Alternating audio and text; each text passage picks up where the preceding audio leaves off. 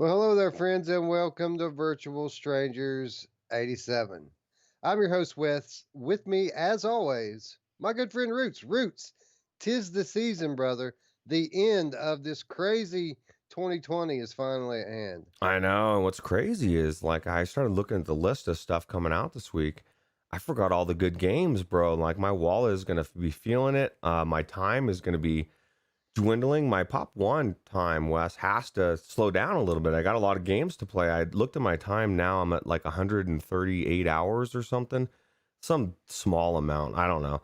It's an addiction. I gotta beat it because I got Medal of Honor. I've got I'm like, there's Mist, bro. I forgot about Mist. I was like, oh my god, dude, we're days away from Mist. Oh Dude, have we ever had such a week? I tried to think back uh, to other similar weeks that we've had in VR since we started doing this, and I'm hard pressed to find one with so many good releases. yeah, absolutely. Especially big ones. Like you before you had like one here and then a bunch of maybe indies or a couple of big ones, but nothing that were IPs like this one. I mean, just the fact that Medal of Honor and Mist are both coming out almost just about the same day. I mean, I think it's what, a day difference or 2 days difference, and it's just crazy to me. They're both games that are going to suck up my time, and they're both games I want to suck up my time. So that's a good thing. Yeah, and that's not all, friends. Stay tuned. We're going to talk about all the stuff that's coming out this week, but Mist and Medal of Honor are just kind of the cornerstones of a solid week of new releases and even DLC in some cases. So an epic week ahead, and epic few weeks leading up to what is going to be hopefully our most epic episode ever, the 2020 show.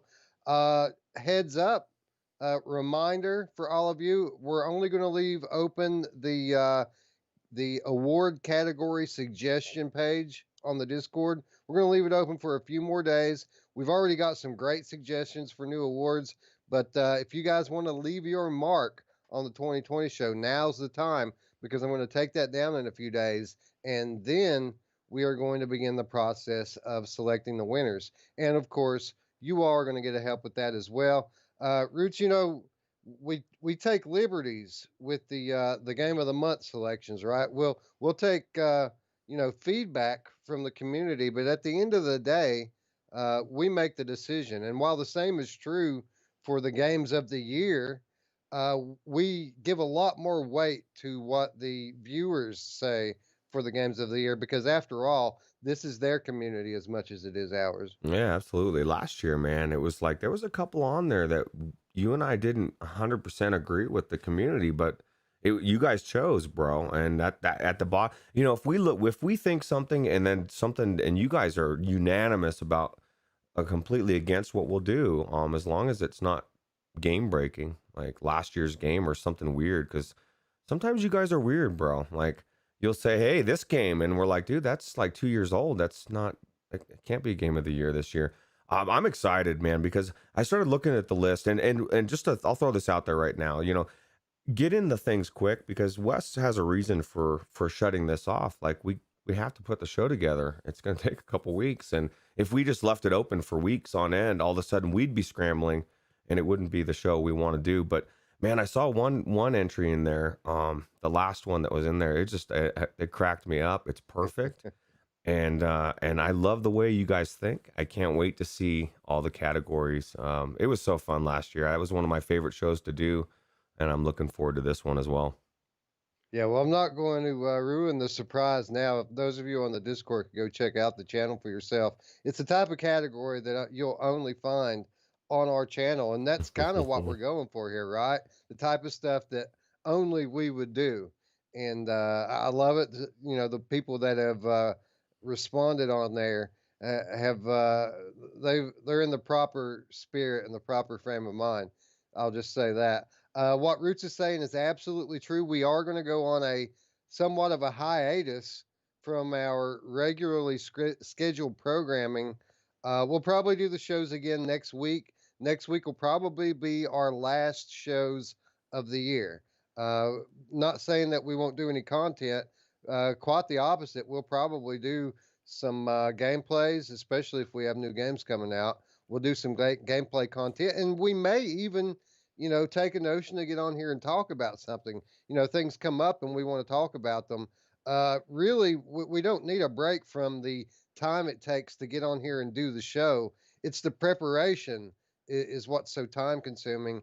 And putting a show like this or the Monday show together it takes days of study, of playing games, of actually putting the show together. We're really not going to have time to do that because the 2020 show is going to be such an undertaking.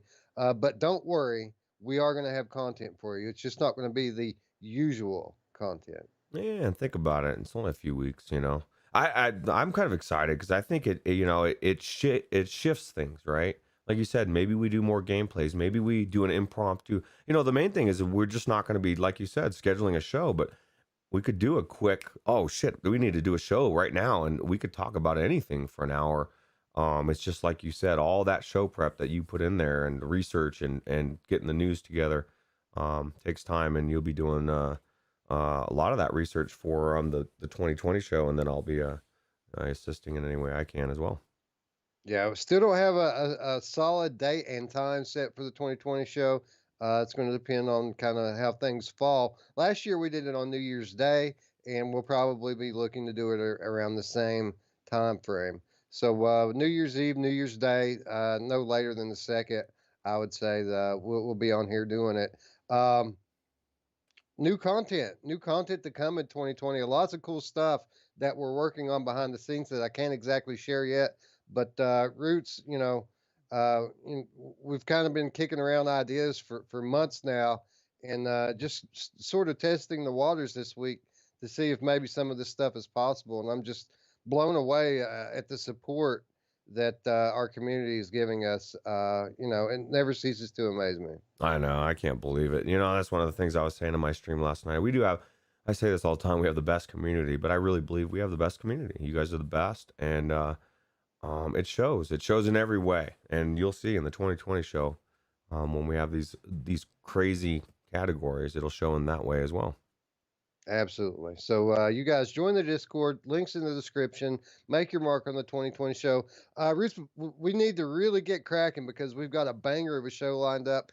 Tons of things to talk about. But first, really quickly, I wanted to touch on some of the stuff we talked about on the last Monday show. Uh, you know, generally the Monday show will come and it'll go, and we'll start playing the games for the next week.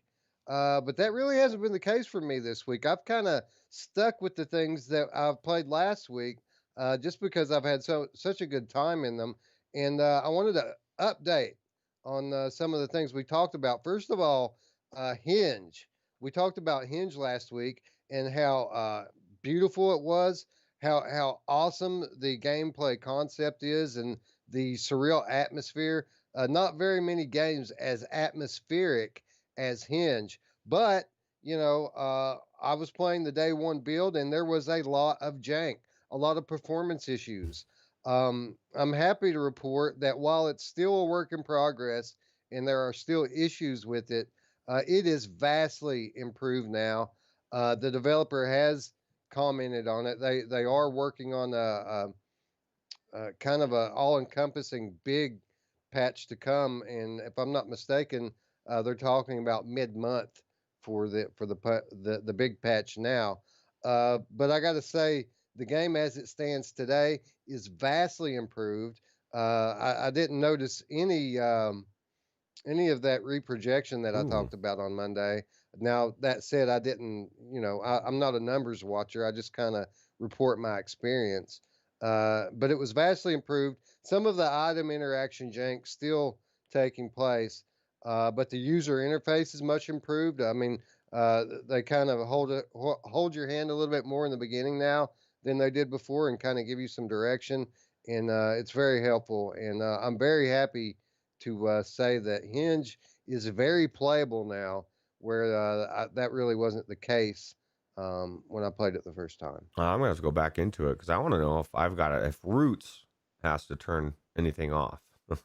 Because I know you got your 3080. Now that's funny. I like just in a month we've flipped positions. Even though your 1080 Ti was no slouch compared to my 2080, but now I've got to start looking. Okay, well if Wes had a really easy time, maybe I might not because I've got the 2080. But I'm assuming it's good. I turned all that stuff off, and it greatly got the performance going good for me. So I'm assuming it'll be the same. I'm looking forward to this. This is a game that I did not expect to enjoy as much as I did, and really gripped me just in just how much is going on, and just the story is just, I'm so curious to know what the hell is going on in this house, man.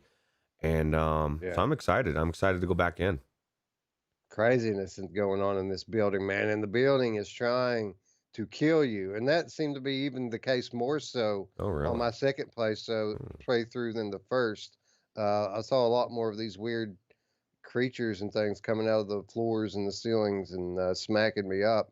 But I said I was going to go back into it on my quest to see if maybe that would help with performance, but that's not what I did, Roots. I went back into it with my G2, and it ran great. Oh wow. Well, I'd be curious to know how your quest runs on it as well. But I know it's good. That's good news that the developers were so quick. I mean, I was a little apprehensive with the way it was released, just because you never want to see a good game be released this way. But I'm glad they fixed it so quick, and I'm looking forward to that major patch. I want to see it in its final thing, so I may wait until that next patch comes out. Cigarettes, dude. There's so many cool things about this. That little room, like I want to know. I want to go in there. I want to investigate, Wes. I want to be a detective. I want to find out what's happening in my life, because I forgot. Apparently, I don't know what the hell's going on. So Yeah. Well, I mean, you take a beating like that, how can you remember, you know? yeah, that's right. But anyway, again, I want to be very clear with this. It's not perfect, and a lot of people are still having issues with it. I just wanted to report that my experience is vastly improved. Still plenty of room for improvement, but it's way better than it was. And this game has so much potential. I'm very happy about that. The other thing I wanted to mention was 1976 Back to Midway. Roots, I am completely addicted to this game. It's got me the same way that Operation Warcade had me, where I'm sitting and I'm playing this game and spending hours in it, playing the same level over and over and over and over again, Mm. trying to get all of the stars. And I even found out that there's not just 5 stars in each level, Roots.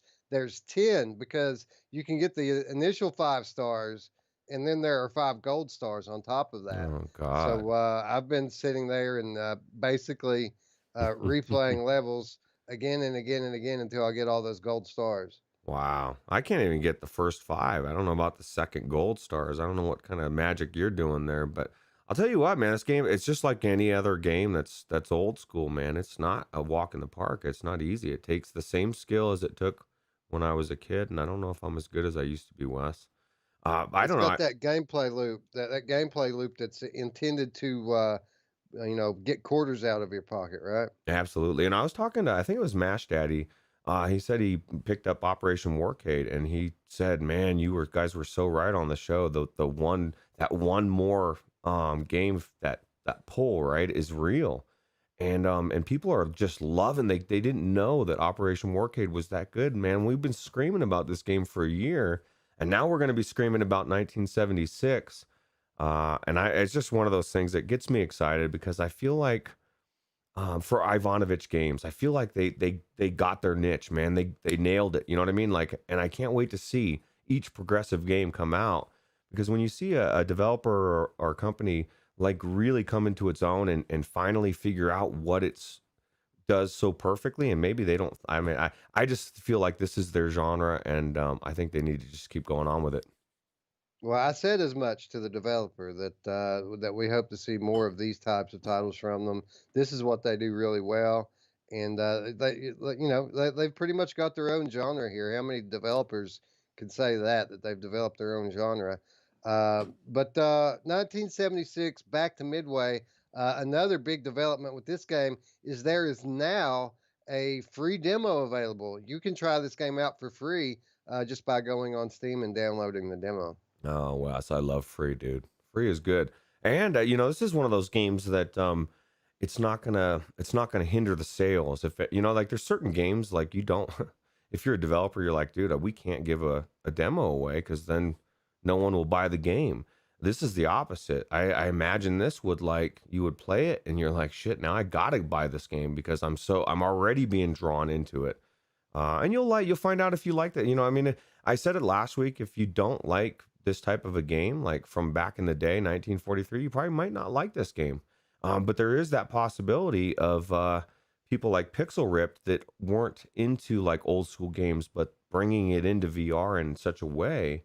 The 3D in this thing, Wes, is just so phenomenal. I couldn't believe it, how well it pops, and I can only imagine how good it looks on your G2. Now, I will warn people, don't be like Ruuts and don't miss the immersion points, because Wes, I have the worst habit of missing those ZZ things. I'll see it when it's by the time I get over there, I'll just barely miss it, and I don't know how many times that happened to me, and yeah, it's frustration.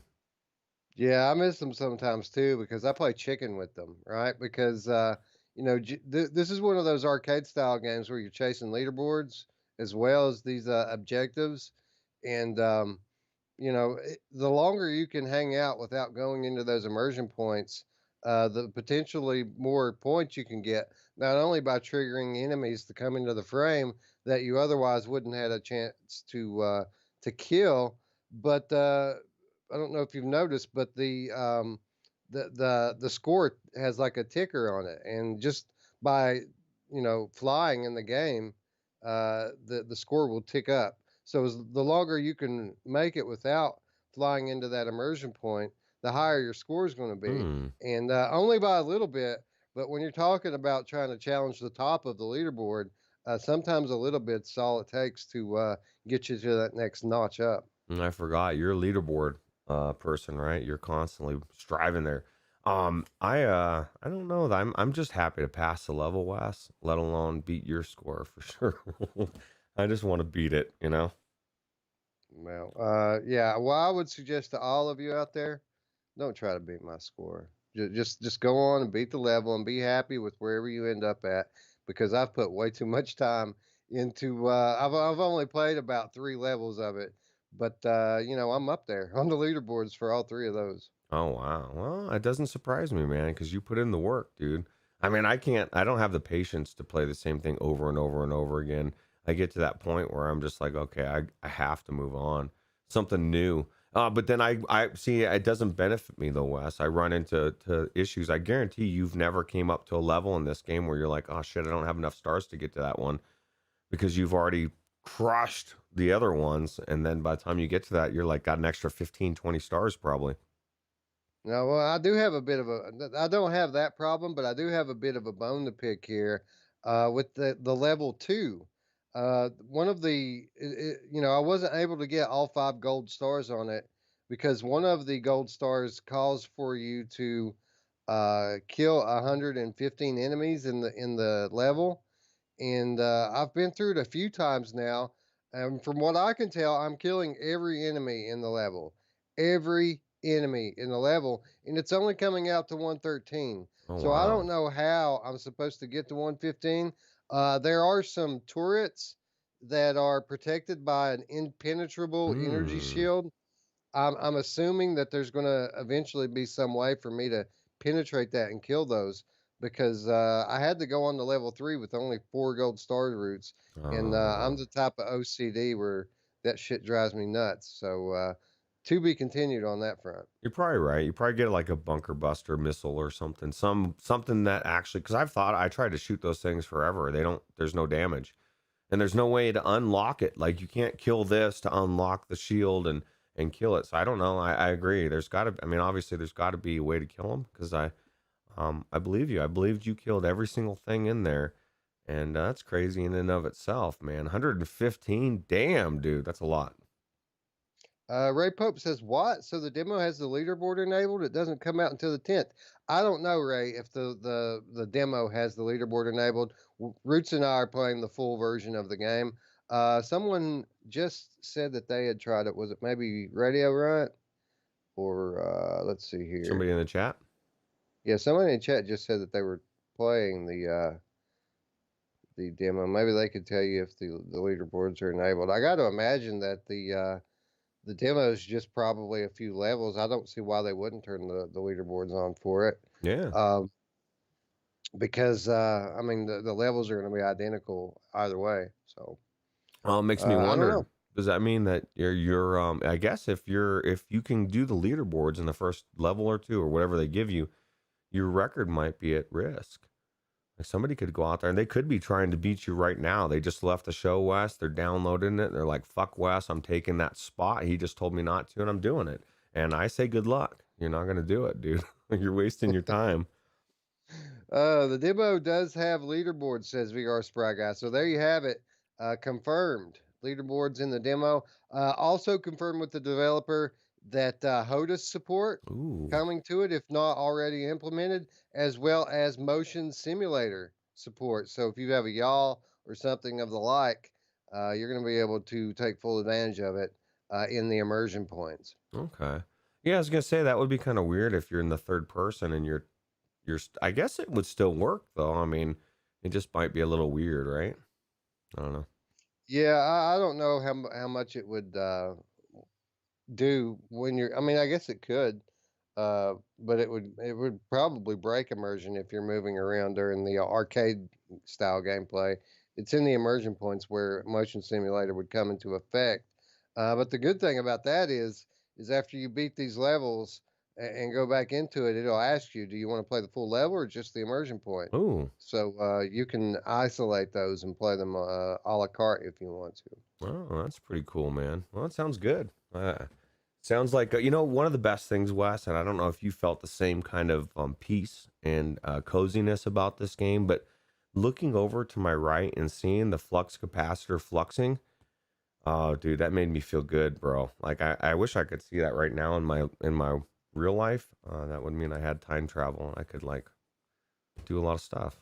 So Well, we know what to get Ruuts for Christmas, guys. Get on it. Get yeah, give Ruuts me a flux capacitor. I need a flux capacitor and I need it fluxing because I need to travel back to 1984. I don't know We why need to that year, travel back to 2019, bro. This but year. 2019 December, bro. Like, Yeah, I yeah, know. I'll be strutting around with no mask on. Be nice. 2020. The end is near in more ways than one. So, but I feel like we've been watching this like epic extended uh season of like Black Mirror, Yeah. and like now we're coming into like the finale episode, right, where the shit's all gonna hit the fan. So stay tuned, man. It's gonna be fun. Yeah, it's not boring. That's for damn sure. Surely not. Anyway, more VR news than you can shake a stick at. Let's get down to it. But first, let's begin, as we always do, by saying hello to all our friends in chat. Ray Pope showing up for the show today. Mepper, Jarillo, what's up, friend? Jarillo showing up early, Roots. I know. Paradise Decay, hey, how's it going, friend? Overgees, VR Spry Guy, main fan. Hey, buddy, how's it going? Techno Glitch 666 for Frank in the house, and Mash Daddy Cool. Um, and I think that's going to do it. Oh, no, there's Onakazi and Skiva. Skiva all over the place, Roots. I got a lot of different VR channels in my YouTube feed, and it seems like every day there's another person doing a Pop One video, and they're all teaming up with Skiva somehow. So, way to go! Kudos to Skiva for getting out there, bro. Uh, Well, I take a little bit of offense because I like that one commercial. Like he never asked for a second cup of my coffee. He never Skivas never came to my stream, bro. I did see him. I saw him in a game, I believe, like on a different team for a second. But Skiva, bro, I need to get in there with you. yeah, it sounds like a good idea for. Well, never mind. We'll get around to that later. Void Citizen in the chat. What's up, friend? And Brandon0135, Diz the Game Cat. A cast of thousands, Roots, ready to learn what the news of the week is. And I got to say, I hate to beat a dead horse and keep coming back to the same games over and over again. But I think the story of the week right now is going to be the story of the week next week, and that is Medal of Honor Above and Beyond. We learned a lot about this game this past week, and we got our first clear look at the Medal of Honor Above and Beyond multiplayer thanks to a new trailer which has highlighted 5 game modes, including Mad Bomber, Blast Radius, and Ruuts' favorite, Domination. The game is the first Oculus Studios title to be released on both Oculus and Steam.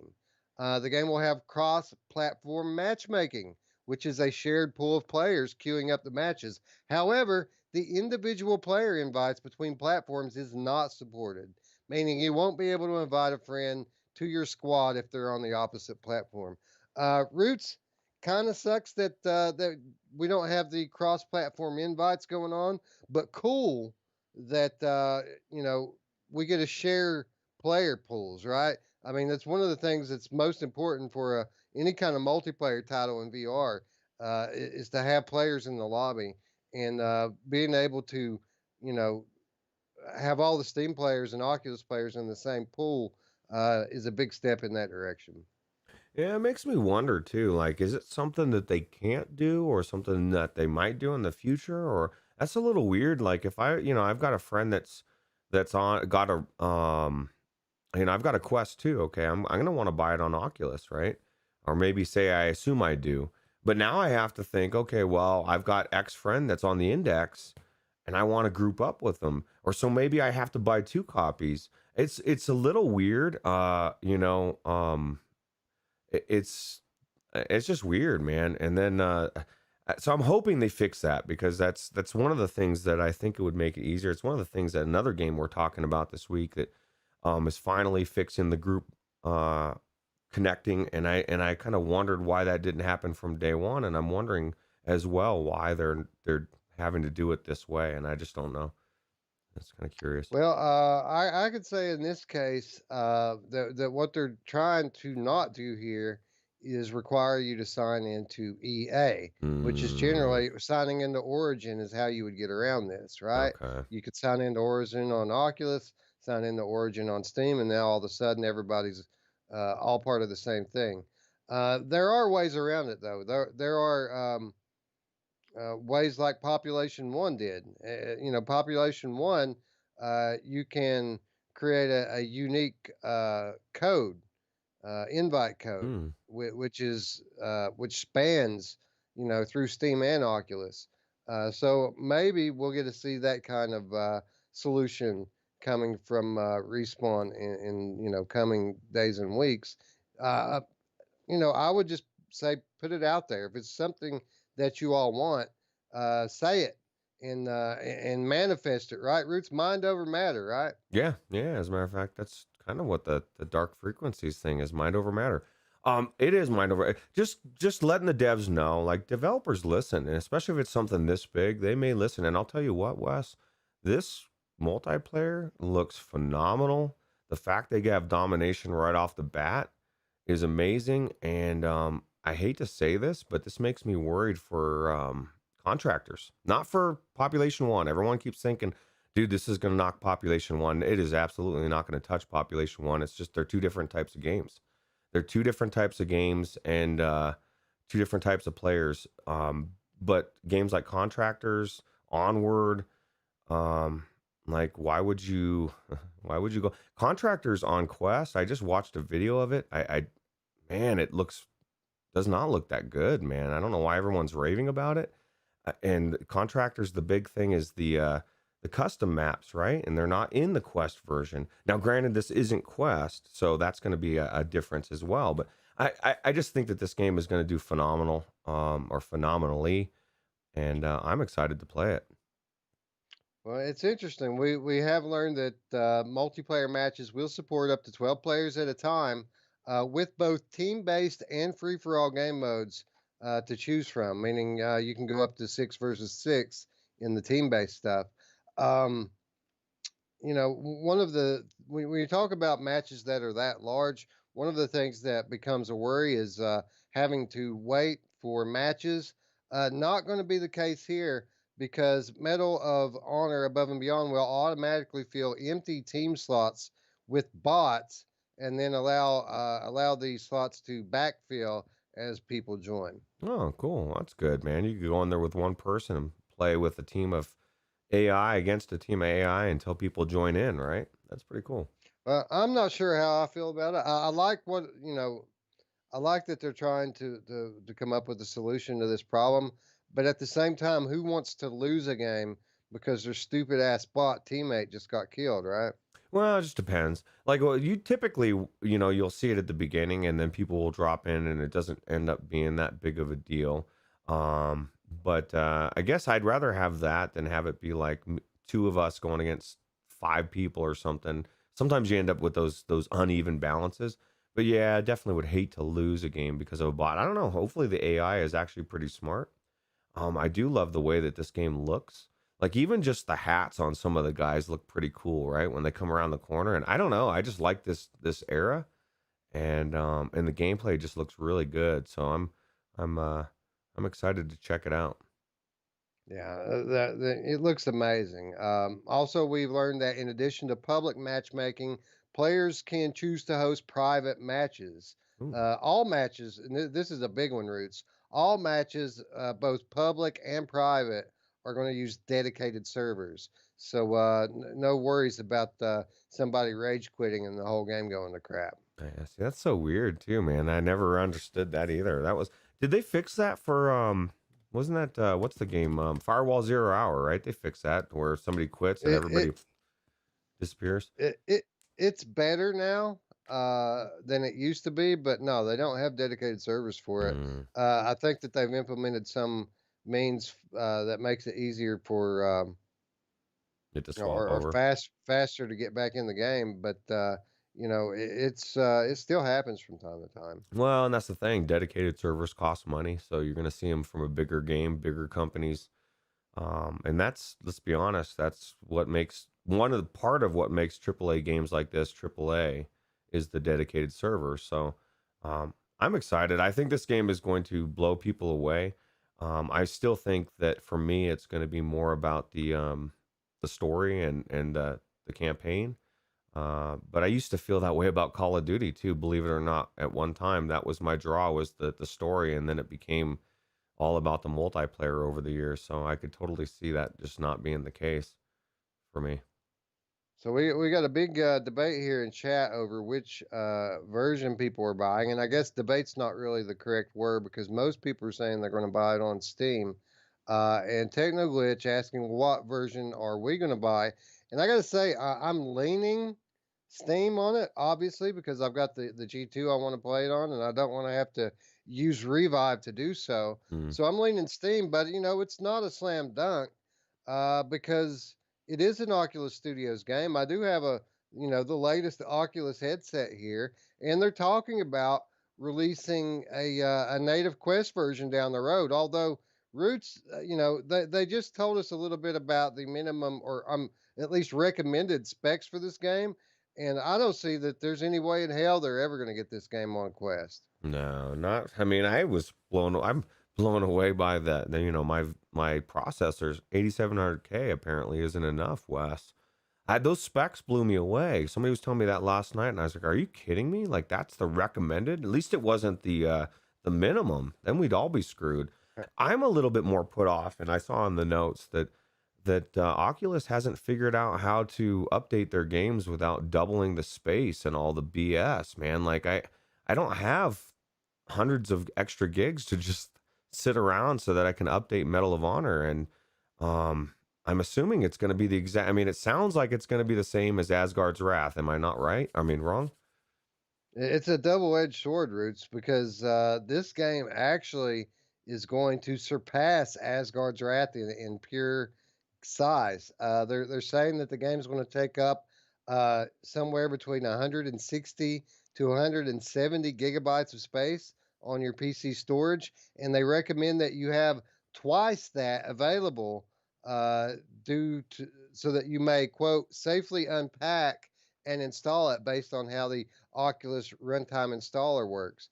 And basically, what that means is during the first few days, as most games do, there's going to be a ton of updates. And the way that the Oculus update thing works is it always installs a fresh copy of the game. It's always a fresh install, meaning even though you already have the 170 gigabyte game on your PC, it needs another 170 gigabytes to update, which is crazy, Roots, because we're getting to the point now where you have to have a dedicated hard drive just to play a AAA VR game. That's crazy, man. That's one of the reasons. I mean, I'm not gonna lie. That is probably the reason I stopped playing Asgard's Wrath.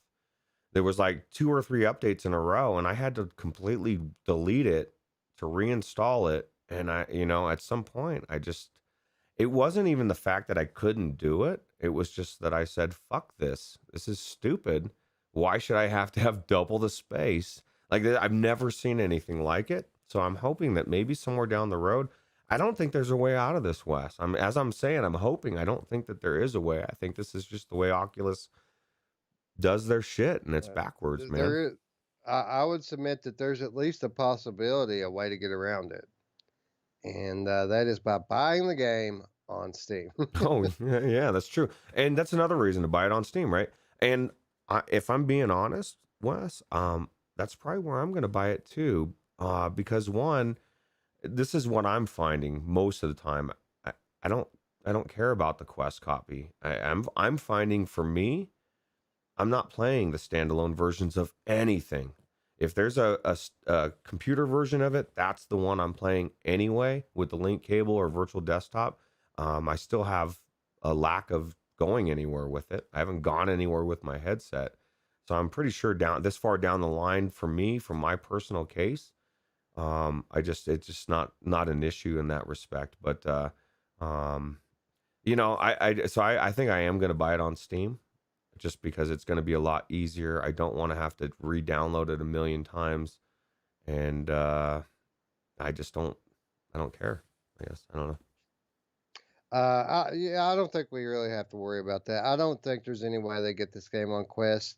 While the game can run on reasonably lower spec hardware, Oculus is recommending an RTX 2080, 16 gigabytes of DDR4, and an Intel i7 9700K or comparable CPU. Hmm. I mean, fairly beefy specs that they're throwing out there as the recommended. But I mean, when you consider, I mean, it's kind of on par with what today's machines are. And to be quite honest, when I see specs like that, and when I see, you know, such a huge game file, on the one hand, it's unfortunate, but on the other hand, it's exciting because, the only other game we've seen anything like this was Asgard's Wrath, as we mentioned before. And that game was absolutely amazing. It was the game of the year last year. So if that is any kind of indication, we're going to have quite the decision in our hands here in a few weeks on the 2020 show. Yeah, I agree. Now let me ask you this: do you think that Gerillo should worry a little bit about his baby? Because this thing could come out and just blow everybody away. The graphics alone, the gameplay, the game modes, the story. I think this might give Half-Life Alyx a run for its money for the game of the year. There's people, and I guess I just threw Gerillo out there. There's people in the Discord that legitimately believe the game of the year discussion is done, Wes. It's over, man. There's still games coming out. It's not done, Roots, and I'll tell you what, man. Read our comments on our videos for the past few weeks. A lot of people feel the way I do. Uh, I gotta say, I mean, I like The Walking Dead Saints and Sinners better myself. So I mean, it's not an open and shut case. Yes, I understand the significance of Half-Life Alyx in the big picture of things. It's probably the most impactful game we've ever seen in VR. Probably the prettiest game we've ever seen in VR, far as looks and sound goes. But when you talk about the gameplay, I got to say I enjoyed The Walking Dead Saints and Sinners even more. So yeah, I don't think even without Medal of Honor in the discussion, this is not open and shut, and this is why we need your guys' help starting next week as we begin to debate these things in the Discord. Help us figure it out. You guys. Obviously, it's going to be a close call. I got to imagine it's probably going to be the community that decides this one. Yeah, I agree. I definitely don't think it's going to be us for sure. And Gerillo fashion says never. Game of the year is solidified. And I'll tell you what, man. I'm excited to have that conversation. Because it's going to be a good one, man. There's going to be some good games going up against it, and I think Medal of Honor. I was talking to some people last night, and in Pop One, that they didn't know this game was coming out, and they were super psyched, and they were like, they said the exact same thing. Oh man, I used to love Medal of Honor, and then Call of Duty kind of took it over, and I was like, yeah, I kind of feel like Medal of Honor. They're doing the same thing again, man. Now it's VR. Medal of Honor is going to blow people away. Maybe Call of Duty comes in. Maybe this becomes the new Call of Duty. I don't know. 54 story levels, Roots. Oh god. 54. Wow. Well, I'll tell you what, Yeah. I'm psyched for the story as well, just because they took so much time to be historically accurate, and they interviewed all of those people, and like I think the developers really wanted to do kind of what I wanted Onslaught to be, even though that's not historical, but I wanted it to be like that, like this, you know what I mean? Take the time to research, find out what it was like in this time period, and put all, like, even like I said, the hats, dude. Like seeing somebody wearing a hat from back then, I just think that's cool, man. Like they didn't have to do that, but I don't know why that hat. It's like for me, like Anthony and his carpeted hallways. It's just something that adds that extra pizzazz, I think. So Yeah, I agree. These guys are expert game makers, and that's what's so exciting about it. Again, 54 levels divided up over six overarching missions. Um, some levels longer than others. Some are focused on bigger narrative moments. Others are longer levels that are focused on shooting. Some are on rails sequences where you're in a moving vehicle. There's a ton of variety in the game Roots, and whether it ends up being the game of the year or not, I think that it's pretty safe to assume that it's going to be um, one of the best games we've ever seen. yeah, well, I agree. And Lincoln Clay says we forced his hand to get a SSD for Medal of Honor. That's a good idea. I would say even if you had like a 4 terabyte HD, get the SSD, bro. I guarantee the load time would probably be forever. I just don't. I don't want to have an HDD anymore, Wes. It's too slow. Yeah, well, you're talking about hard drives, am I right? Yeah, just a regular hard drive versus the SSDs. Yeah, they've pretty much came out and suggested that you don't install this on a hard drive, that you need to have an SSD for it. Yeah. I mean, we're getting to that point anyway, but I might just go out and buy another SSD just for this game, Wes, because the thought of having to clear space that I already feel like I don't have doesn't sound very fun. So, I want to take a moment to shout out Reckoner VR in the chat. Thanks for showing up, buddy. And I got to admit, I've been pretty shit over the past couple of weeks about answering the comments. I have been reading them generally on my phone when I'm at work, and I can't really respond to them. But Reckoner left a comment the other day talking about how one of our conversations reminded him of his novel that he just released, and he apologized for talking about his novel in the comments. And I just want to go ahead and say to him now, buddy, you can talk about anything you want in our comments. We're not one of those channels. Promote all the live long day. And in fact, tell people in the chat right now how they can get your book, and drop a link in there if you want to. You absolutely have my blessing to talk about that or anything else you want to. yeah, dude, I saw that comment as well, and I was excited because I want to read it, bro. Like, Gary was one of my favorite people. There was always, like, with Roundtable, and this is not a slight at Steve or Chris, but if Anthony or Gary were never, either one of them weren't there, it always bummed me out a little bit. You have your faves on the show. And so the thought of reading a book that you wrote, Gary, about VR sounds really cool to me. Yeah, I want the book on tape version, Roots. I don't have time to read, bro. I No don't way blame you. I ever read a novel. Yeah. What I want is I want the book on tape version, uh, narrated by Anthony. I want Anthony to read me Oh, the book. that would be cool, right? And then have him throw in a rant or one every once in a while. Uh-huh. I still He think won't that be able to help it. I Like s- he'll that be ranting through the whole thing. I still think that latest rant on the index was amazing. It was just so good. I don't know. Yeah, dude, he went off, rightfully so. I'd be pissed off as well. Yeah, me too. Anyway, let's see here. I think it's going to wrap up our talk on Medal of Honor Above and Beyond for now, but it just comes out in a few days, December 11th. So stay tuned for much more content on this one.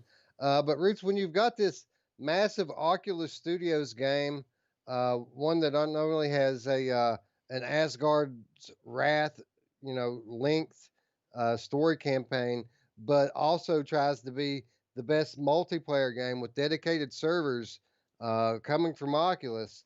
The Lord giveth and the Lord taketh away, Roots. Yeah, And well, with one awesome AAA game coming into the fold and taking up those servers, they got to do what they can to make space, right? yeah, and it kind of bums me out, kind of pisses me off, you know.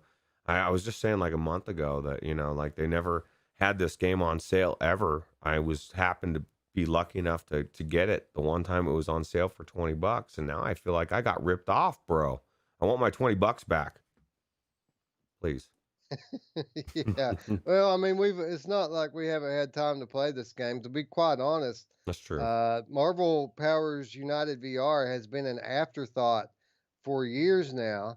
I really haven't given the game much thought since we reviewed it all those many months ago, and it's odd, man. I don't understand.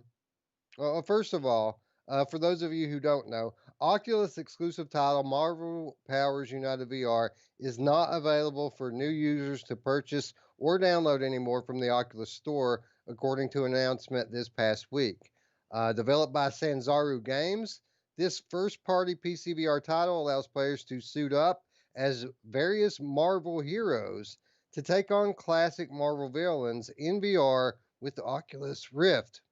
You're able to continue playing through March 1st, 2021, Sanzaro Games says in a statement.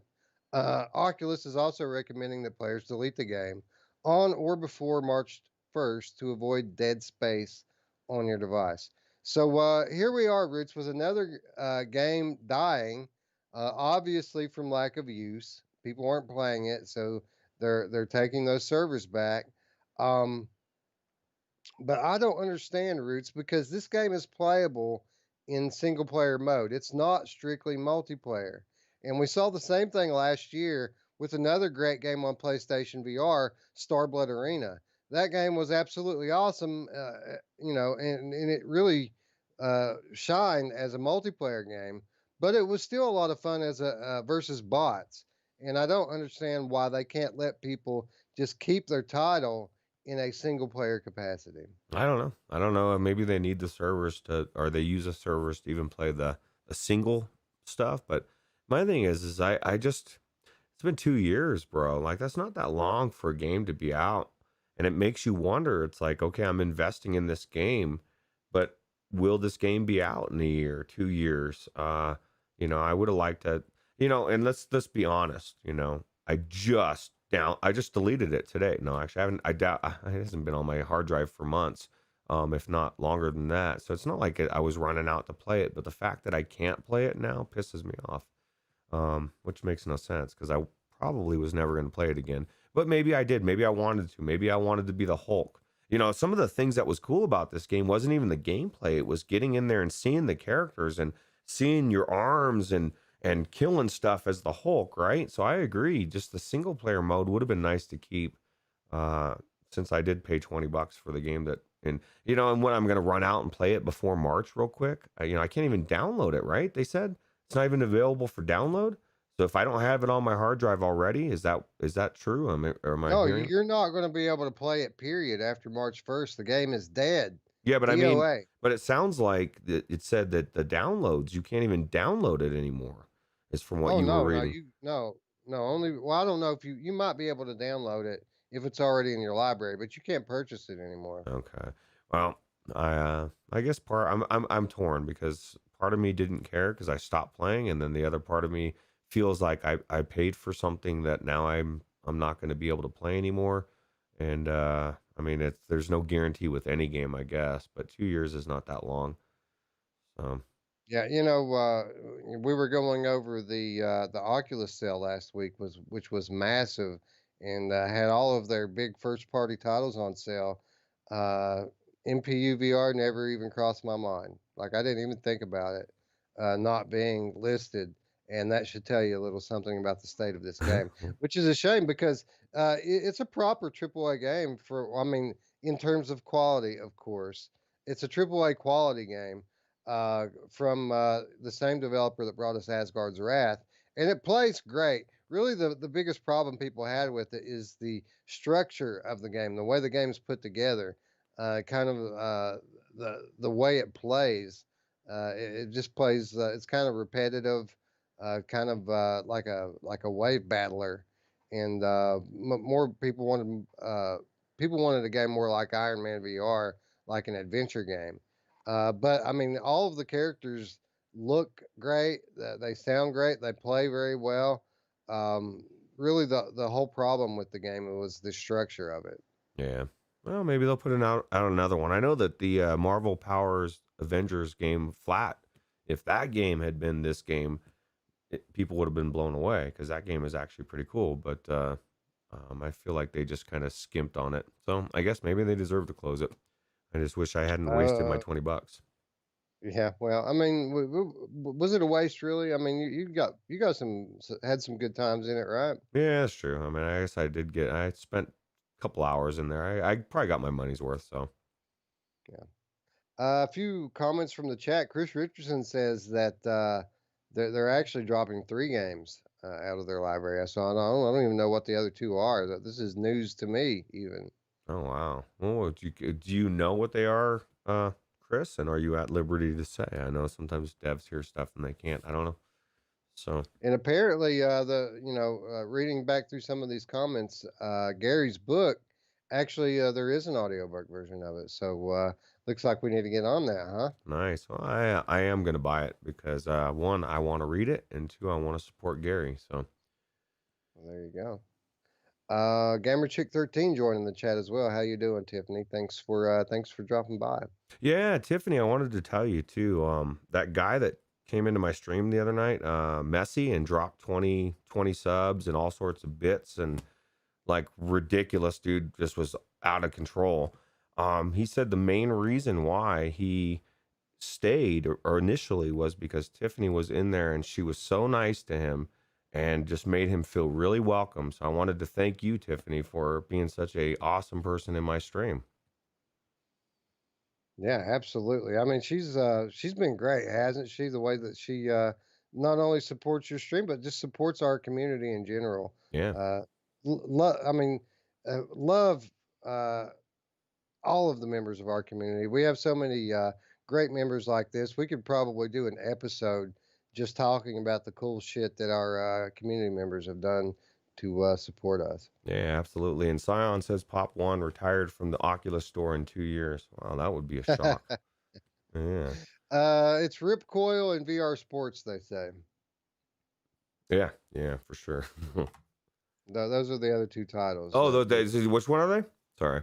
Rip Coil And and VR Sports. okay. See, I never even played either one of them. You know. Yeah, I haven't either. So no sweat off my back, right? Yeah. Well, it makes you wonder, man. I don't know. I guess that's got to be a hard decision for a dev too. Is like what to pull and what not to, and you don't have unlimited funds, and when you're using servers, especially dedicated servers, it costs money. It's expensive. It's why a lot of devs don't use them. So Our old friend Alex joined the chat for a second, just to let everybody know that there's a new mod for the Half-Life Alex that adds in new enemies. So that's something else we have to consider, right, when we're talking about Game of the Year. Not only the base game, but the fact that this game is going to live on through eternity through mods and custom game levels. that's true. I mean, that does add replayability, but does that get considered the base game, or would that be more like the source 2, or however, or the modded, like the best mods? You I, got to buy the game to access that stuff, bro. I think we have to consider it. yeah, that's true. That's true. See, this is the behind the scenes stuff that you guys aren't going to be privy to, because Wes and I really we will go down every single thing and we'll have this conversation, go back and forth, and bring up these points. So yeah, you Are know we what? gonna do we're gonna do big screen again this year? Well, It, last year we kind of had this meeting in big screen where I brought up my desktop on the giant screen in front of the campfire, and we hammered all this stuff out. you know what I was just thinking would be a good idea, Wes, is if we did exactly that, and we put it out there, we record it and put it out there for the Patreon people, our discussion on that whole conversation, right? Absolutely, or maybe we invite them to come and take part in it. Yeah, see, now you're thinking. I had that thought as well. So yeah, we'll come up with some exciting things. I think something like that sounds cool. Yeah, absolutely. Anyway, let's move on. You know, Drillo talking about Pop One. Got a little Pop One news this week, Roots. A new winter event to celebrate the holiday season has come to Population One. 12 Days of Chaos will run from December 3rd through the 14th, adding new bonuses in game and changing the map to a winter theme setting. Players will be able to collect 100 snowflakes spread around the map and boost points and gain rewards faster while playing with friends. Roots, not the most uncommon thing to encounter snowflakes in this game, Hmm. but now apparently there's going to be hundreds of them. That's my favorite thing is to melt some snowflakes in this game. Hey, you can do it pretty easy. You know what's kind of cool? It's kind of bittersweet for me, Wes, because I had a thing with my stream where I they had a maze for the fall. They did a fall thing right before this. They had this hay maze, right? And so I made it my goal to go to that maze no matter what, like even to the point of going climbing on top of the tower and flying over it, to get to it from the other side, because sometimes it doesn't lead you there. And I had such a fun time and then I got into the winter event, and my maze is gone, and they got some crappy ass tractor just sitting right in the middle there, wasting the space. Roots wants his maze back, but I'll tell you what, it is. I think it's really cool, and it shows you why this game is so successful. It's got that loop, obviously, but the devs are constantly pouring into this. They're changing things up. They're giving you reasons to go back in. They're giving you skins. You can earn your skins. You could buy skins. They have extra skins. I bought one that has some, I don't know, I'm some snow guy, and I got a snow girl and a lot of cool skins. And like people like to see the skins, and people get salty because I paid for the skins, and I don't understand that at all. Um, but it just gives you a lot of extra things to think about. And I've said it before. I don't give a crap about skins in flat gaming, but in VR, it changing things. When I look down at my gun and I see a different version of that gun, it's real. It's a real thing that I can see. And or vice versa. If I want to be the scarecrow guy. When there was the fall event, they had this scarecrow that was standing out there in front of the hay maze, right? And so sometimes I would try to stand out there and pretend like I was another one, hoping somebody would pass me by. It was just a lot of fun to have in this game, and I'm just enjoying every minute of it. Yeah, you like to see this kind of support from the developers because it is a repetitive gameplay loop. You're doing the same thing over and over again in the one map. Even though it is an epic, large map, it's still just one map. So they got to do stuff like this to keep the game fresh, and it's effective. I mean, even back when they were doing the red energy cubes, I enjoyed looking for those things, and like I never had any like. Uh, Intention on getting all of them and actually winning the prize. It was fun just to have something to hunt for, and I got to imagine that these snowflakes are going to be the same way. Yeah, and then it's a little bit different too, and that's one of the things that somebody was saying. Oh, it's not the same as the blocks, and I thought that's a good thing. Like with the blocks, there was a limited amount. You went and you scavenge hunt, you found all of them. This one is the snowflakes. Every game will reappear. They're in the same places, but you get 15,000 points a day, and you're able to gain that to unlock skins, right? So you're having to play less games to get to that 15,000 in that day by grabbing those, because you get significant bonus points for those. So you're not necessarily having to look for them everywhere. You're just, if it's there, you grab it. If it's not, you don't. And it's pretty cool, and it's just something different. And like Tiffany was saying, that, and this is one of the things that I said in the stream, and I totally really do believe this way. And this is what I told somebody in there, and they said, "Well, why would you waste $10 on a skin?" I said, "Why would I not want to support the developers of a game I'm really enjoying?" Like, you know what I mean? That to me, it's a no brainer to buy the skin.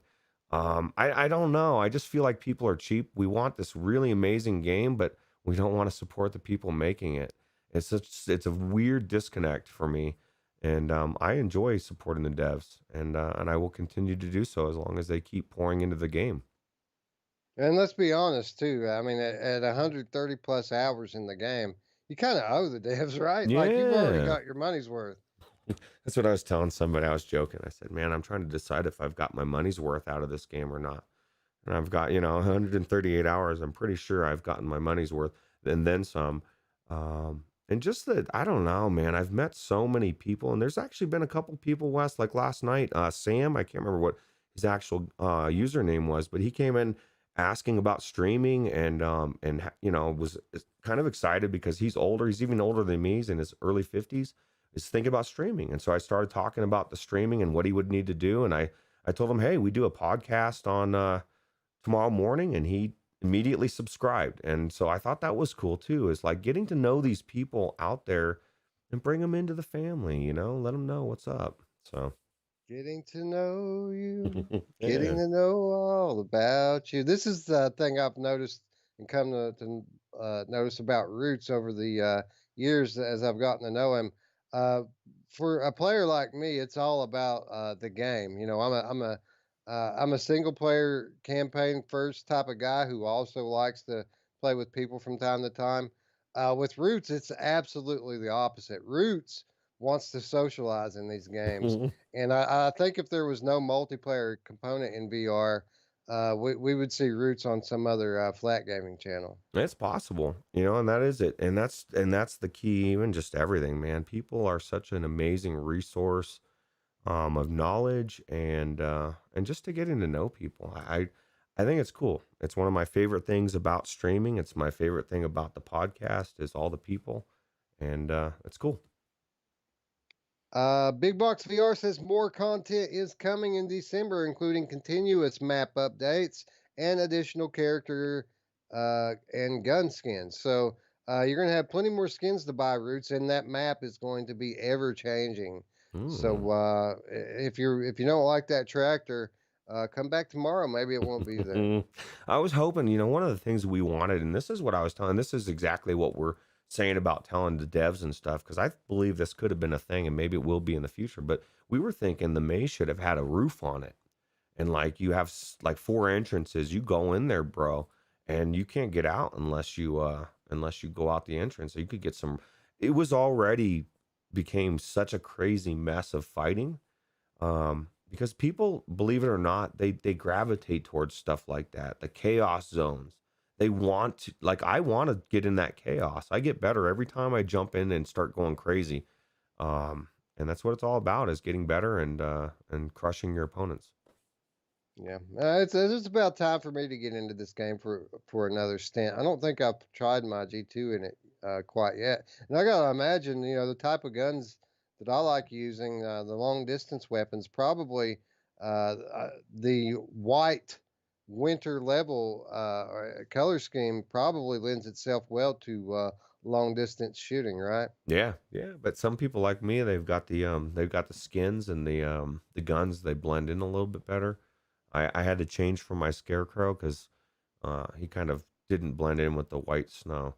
So I don't know. I'm excited to see what's next. It seems like they're constantly something's new, always something new, and that's, and like I said, they're doing everything that they need to do to make this succeed as a multiplayer game. They're doing it. They're nailing it. And I haven't seen, like, I was talking to I think it was Smash Daddy last night. I think it was you, Smash Daddy, but he was talking about Standout and just how much it died. It's done. I mean, everybody from that community came over to here, and playing Standout, I don't know how you would ever go back. It's just not the same. You know what I mean? This has the flying, the climbing, everything that this has that makes it so amazing. Standout doesn't have, and so it was a great starter thing. But I would expect that game's servers to die in the next year or so. But I hope not. I want to put that out there, but Yeah, and I gotta say, versus multiplayer, not my thing. Battle Royale, not my thing. This is a fun game. I was kind of hesitant to play it, but when I got in it, it was fun, man. The gameplay loop of collecting things and climbing everything and flying around, it's just fun.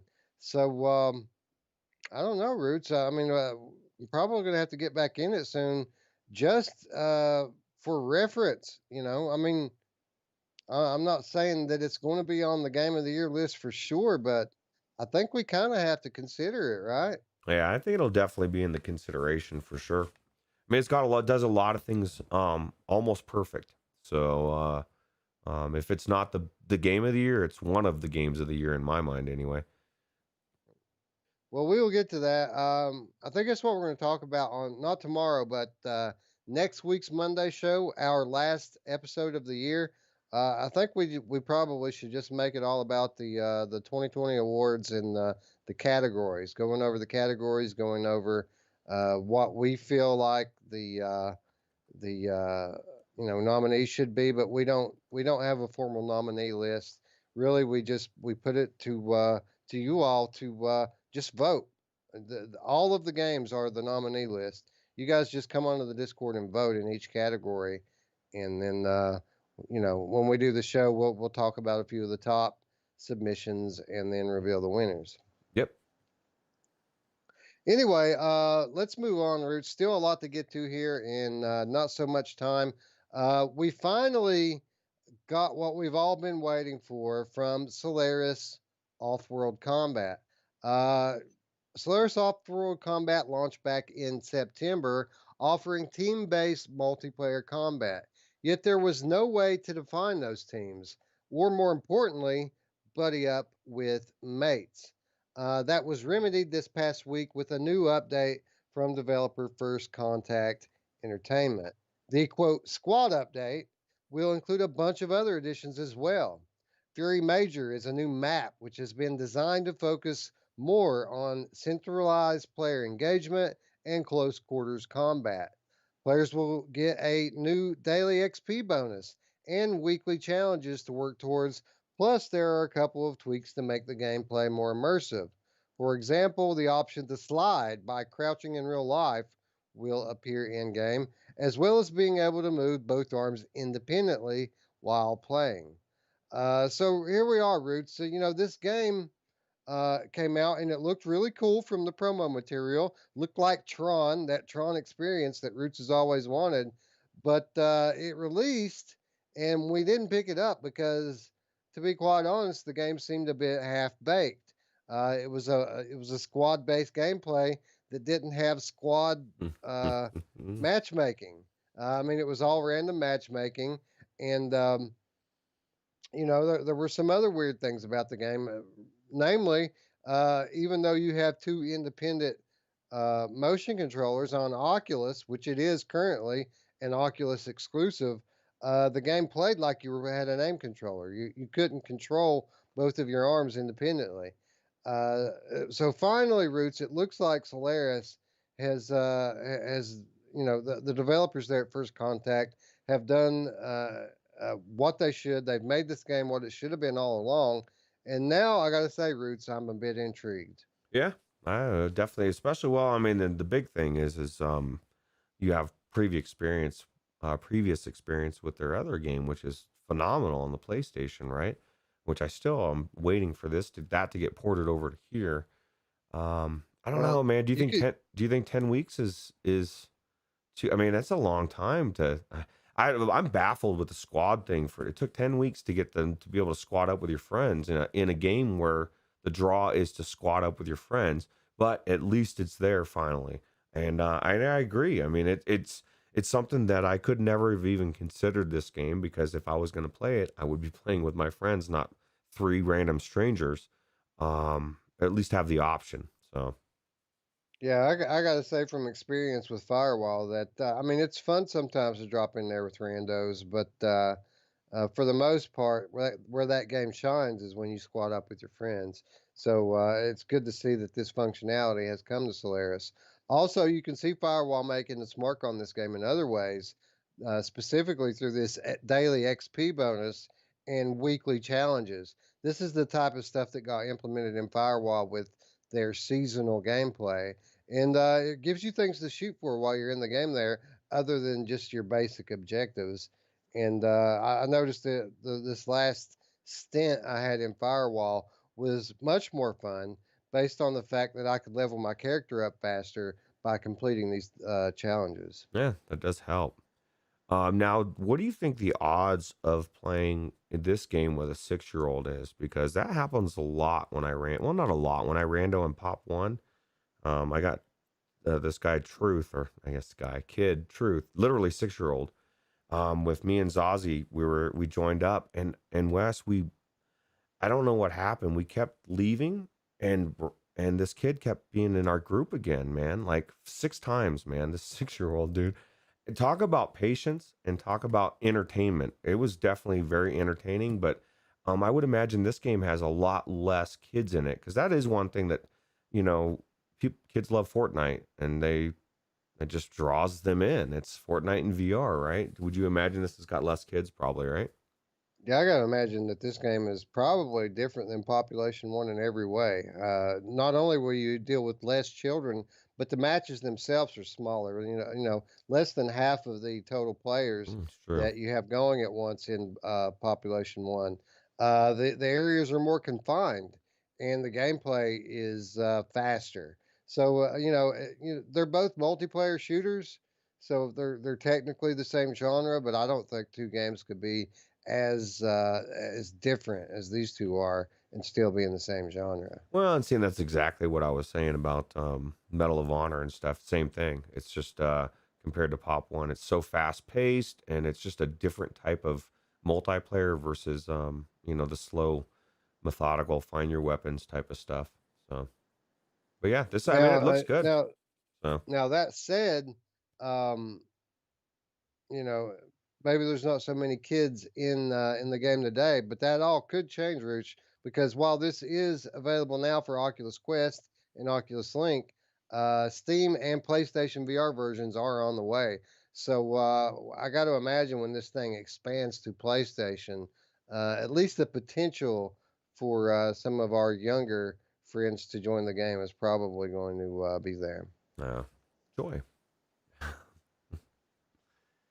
Anyway, but I mean, it also brings the potential to play that game with an aim controller, which That's is true. kind of the one of the biggest draws uh, for me to this game was it would be another good game to a good reason to pull out the old aim controller. Yeah, absolutely. Speaking of aim controller roots, we finally this past week got an update from Farpoint developer Impulse Gear. Impulse Gear dropped off the map in 2018 following a couple of free DLC releases, the Cryo Pack and the Versus expansion pack. Aside from various job postings, the studio has been quiet with no further updates on its blog or social media. That is, of course, until this past week. Acknowledging the hiatus, the studio began a new blog post by saying, quote, "It has been a while since you heard from us, and now it's finally time for an update." And when I read that, Roots, excitement just, shot through me because as any of you that have been following the channel for any amount of time know, I absolutely love Farpoint. And we have been able to glean from the job postings that Impulse Gear pretty much this entire 2 years has been working on something. So now that they're finally beginning to speak, this is very exciting for me. Yeah, me too, dude. This is one of the games that I didn't think would draw me in like it did. The story was just so good, and it just compelled me to finish it. Which if anybody knows anything about me, if I'm going to finish a game, I have to want to finish it. I'm not going to finish it because I started it. It's to me, it makes as much sense as finishing a really bad movie that you started and said, "Oh man, this thing is just shit," but I'm going to finish it because I started it. Like, no, I'm not going to waste any more time. Once I've decided I get to a point, I'm like, okay, I've already wasted 2 hours. I'm not wasting any more time. That was the absolute opposite with this game. I started it and I thought I found myself in it for hours longer than I thought. And what was the weirdest thing for me, Wes, was I felt bummed when the cutscenes would end. That's how tells you how good the story was. I was so into the story, the cutscene would end, and I would be like, oh, like. And usually I'm like skipping cutscenes. I just want to get to the game. It was the absolute opposite with this one. Yeah, it's a unique game wherein it's got these two separate loops going on at the same time. On the one hand, you have the storytelling loop, which is very detailed with some very long cutscenes. Generally, it's the type of thing that you see in a bit of a slower paced adventure game. But that's not how the gameplay is at all. The gameplay is action packed arcade style gameplay. So you kind of have this back and forth where you'll have a frantic, hectic, action packed sequence fighting, all different sorts of otherworldly creatures. And then you'll get a break as the story gets progressed. And it's an awesome story at that. Absolutely. And I'm kind of torn, Wes, because with this news, we don't know exactly what's happening, but I would love a sequel to it. But I also would love to see something new that they're working on, because they did such a good job with this game. I don't imagine that whatever they do is not going to blow me away. So I would equally love to see a completely new IP story, as much as I would love to see this story continue. Yeah. Whatever they do, I'm fairly confident that it's going to be pretty awesome. But before we start to speculate on that, let's get into what they said. Roots, what time is it? Quote time, and I even had somebody ask me last night if I came up with the sound bite yet for it, and I still have not. So We should empty out our Patreon account just to get this one big epic, like 5 minute long intro sequence to quote time, like with all the bells and whistles, just fucking bling it through the roof. and I'll tell you what, there's enough people out there doing Fiverr stuff that there's so much talent. I don't even know if we'd have to break the bank. There's a lot uh, of good stuff out there.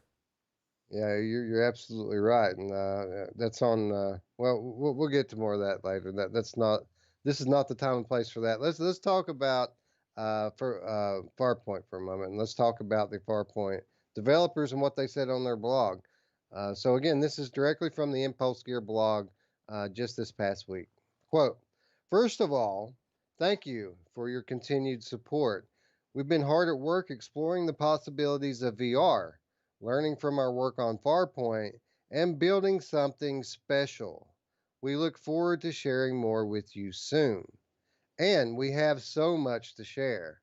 Since we launched Farpoint, we expanded the team and moved into our new office at the heart of the San Francisco financial district. We embraced new technologies and new development methods. We iterated on many, many ideas. We also adapted to the pandemic and transitioned to a fully remote workplace. You'll be hearing a lot more from us over the course of the next couple of months. In the meantime, stay safe and remember, survivors keep moving.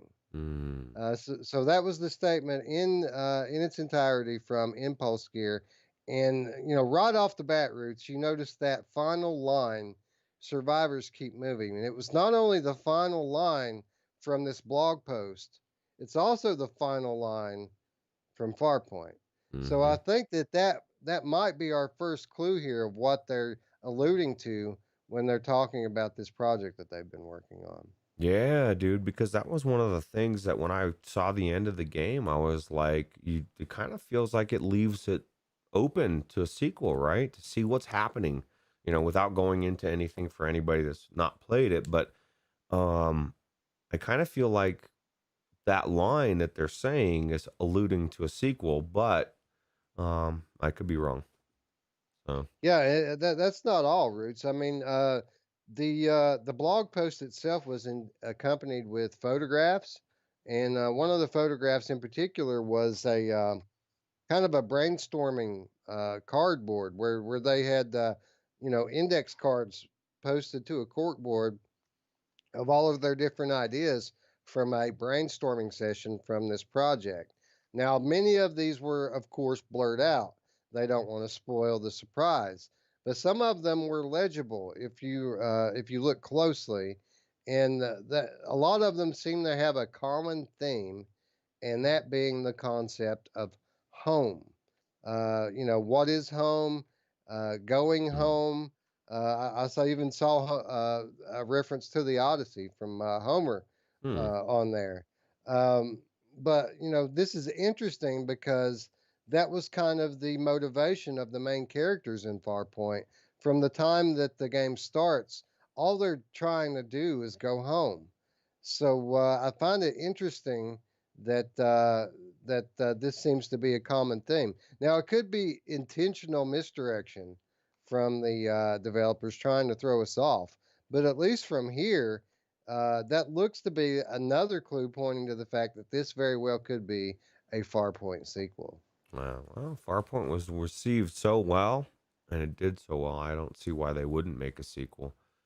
Um, Yeah, I I want mean to play it. it was one of the top selling PSVR games for a long time, Yeah. and it's absolutely a top five, probably top three for me, uh, PSVR game. I mean, it's absolutely awesome. It is the definitive um, aim controller title. I mean, the aim controller was kind of created for this game. So, I mean, they kind of fit together perfectly. And you won't find a better implementation of that peripheral than you will in this game. So does the whatever they announced is? I mean, how long are we waiting till we find out, or do they even say? Just kind of, I guess, stay Well, tuned. yeah, well, this is what's so exciting about this is that they're saying that we're going to be hearing a lot from them in the next couple of months. Ooh. And a lot of people are taking that as a sign that we're going to get some movement on the next phase of PlayStation VR in the next couple of months. It stands to reason, right?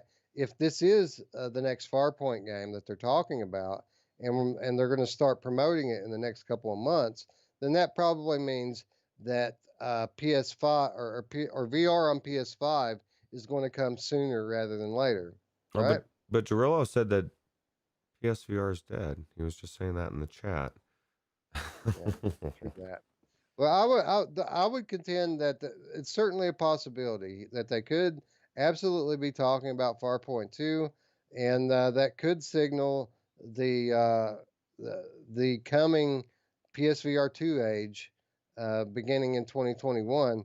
But there are some other possibilities here that I don't think people are really talking about, and namely the fact, and I would love this as well, Roots.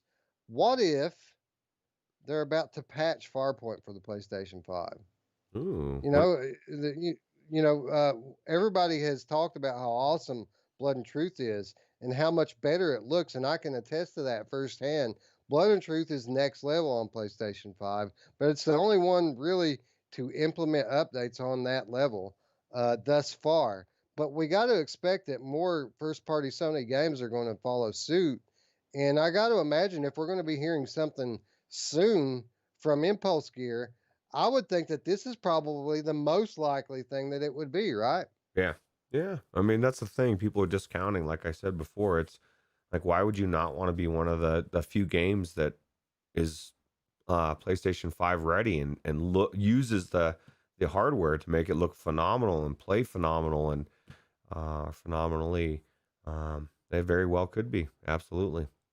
But if we're assuming that this game's going to have a sequel and they want to make this into a franchise, you've got to support the original, right? Especially with new players coming into VR all the time, you got to properly support the original.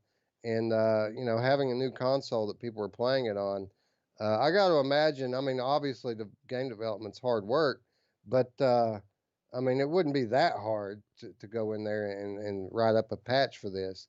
And I'm not saying that we won't hear about their new project soon as well, but I got to imagine if it's going to be super soon, that the most likely scenario is that it's a Farpoint update. There's also another possibility that people aren't considering, Roots, and I found out just this past week. I've always assumed that Impulse Gear was a Sony first party studio. They're Hmm. not. Impulse Gear is an independent game studio. Ooh. And what that opens up, the possibilities that opens up is, what if Ruuts, Farpoint is a timed Sony exclusive? What Yeah, if they're bringing Farpoint to PC?